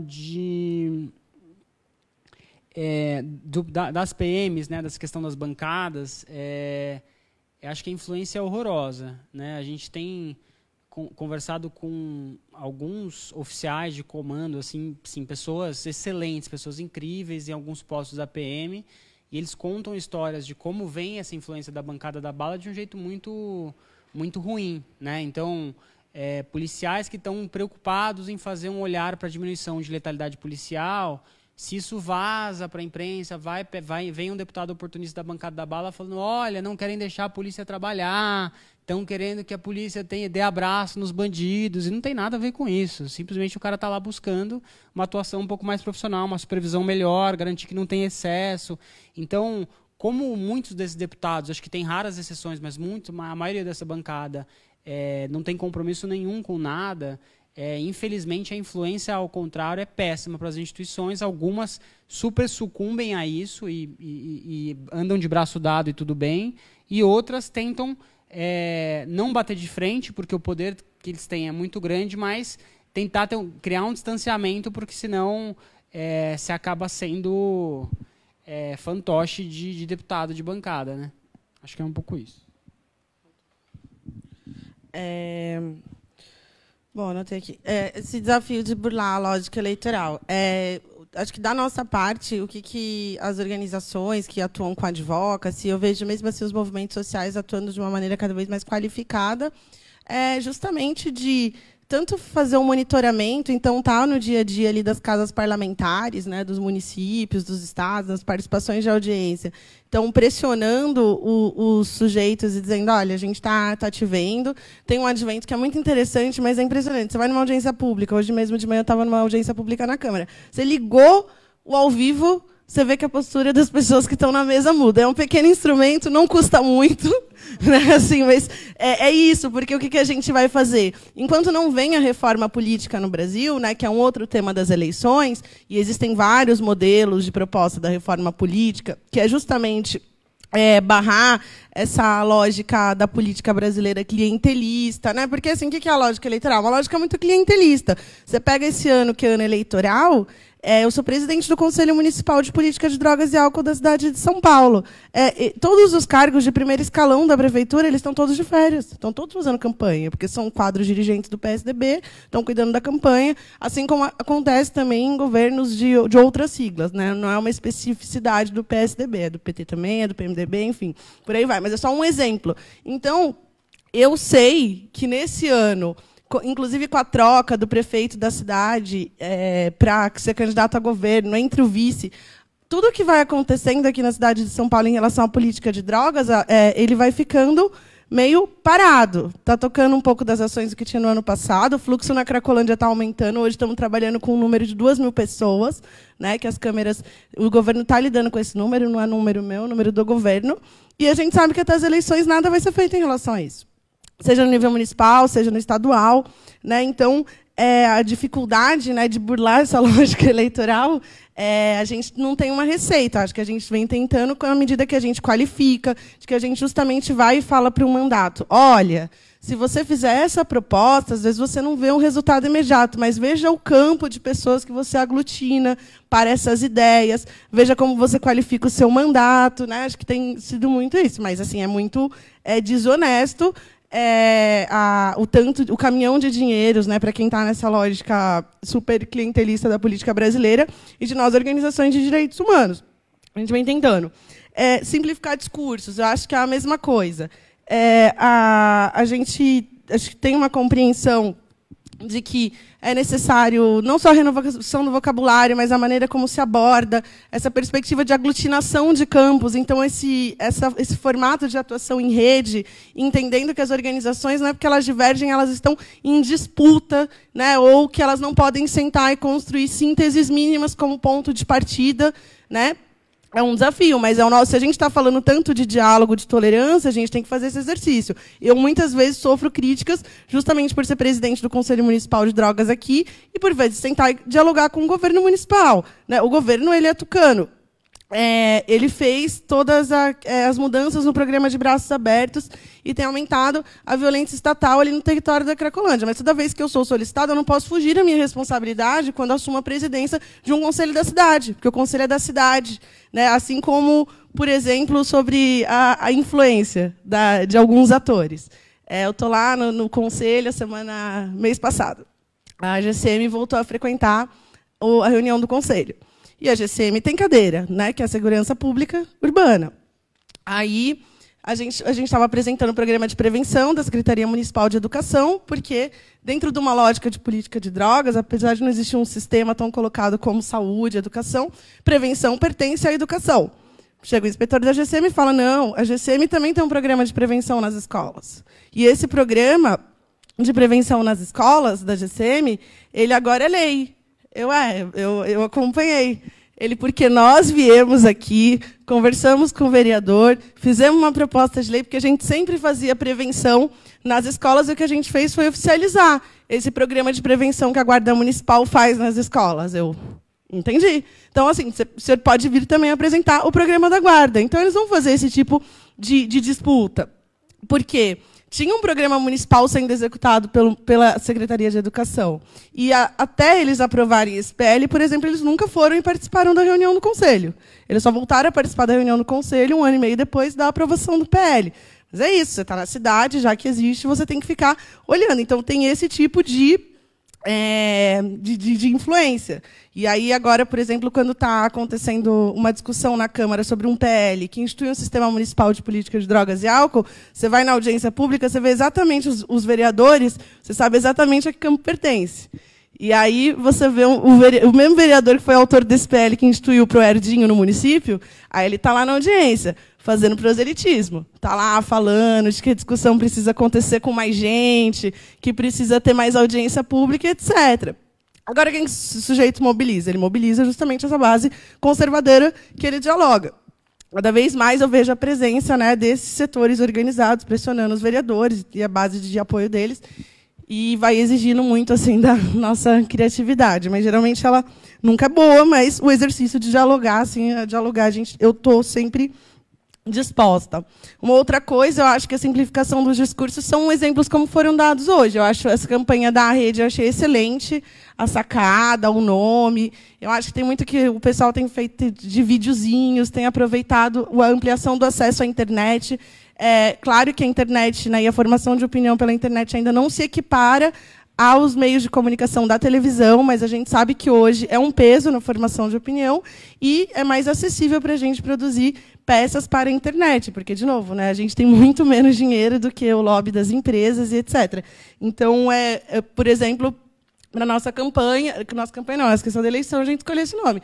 Droga é caso de política. Ela necessariamente não demarca um campo. Tanto é que tem 3 níveis de compromisso. O candidato ele pode ser comprometido só com a reforma da maconha medicinal, ele pode ser comprometido com a discriminação de todas as drogas, ele pode ser comprometido com a maconha para uso recreativo também, porque a gente tentou justamente ser o mais amplo possível. É esse o exercício que a gente fica fazendo constantemente. Às vezes acerta, às vezes erra. Depois que está na rua, a gente fala, puxa, não pensamos nisso. Mas estamos em construção. Acho que é esse o exercício. Bom, acho que para finalizar, que a gente já está esgotando o nosso tempo, eu acho que uma das coisas, respondendo de trás para frente as perguntas sobre a influência das forças militares nos mandatos, acho que tem uma questão de organização, né? Existem corporações, não só militares, mas, sei lá, Ministério Público, várias corporações que se mostram bastante organizadas, e eu acho que a gente peca um pouco nessa estruturação, na organização, né? Por outro lado, eu acho que também nos compete ajudar aquelas pessoas dentro desses espaços que têm visões um pouco diferentes, dar mais visibilidade e mais voz. Por exemplo, tem uma iniciativa bastante interessante de policiais antiproibicionistas.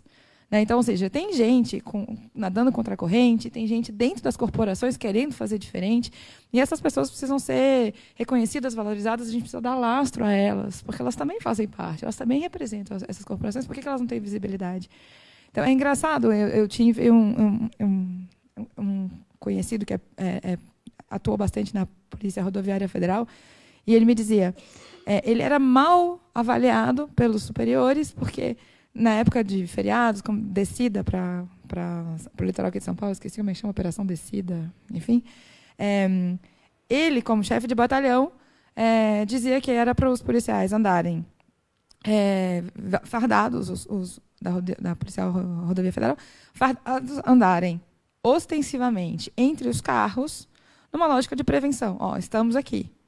E aí o comandante, o superior, achava que não, que eles tinham que andar à paisana para fazer a apreensão de drogas e tal. Eu falei, não tem que fazer apreensão. Eu tenho que prevenir que o crime aconteça. Então, policiais que têm essa lógica, ou políticos que nadam contra a corrente, elas precisam ser visibilizadas e precisam ter mais espaço, por um lado. Isso acontece, respondendo à pergunta de por que a justiça é misógina, eu acho que a justiça é misógina porque a sociedade é.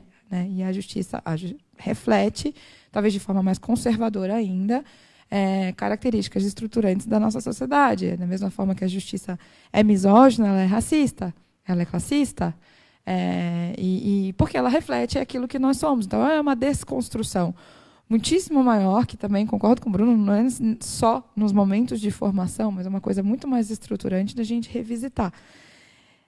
E aí, falando ainda, só para terminar sobre como desconstruir a lógica eleitoreira, eu acho que tem uma questão do accountability. Né?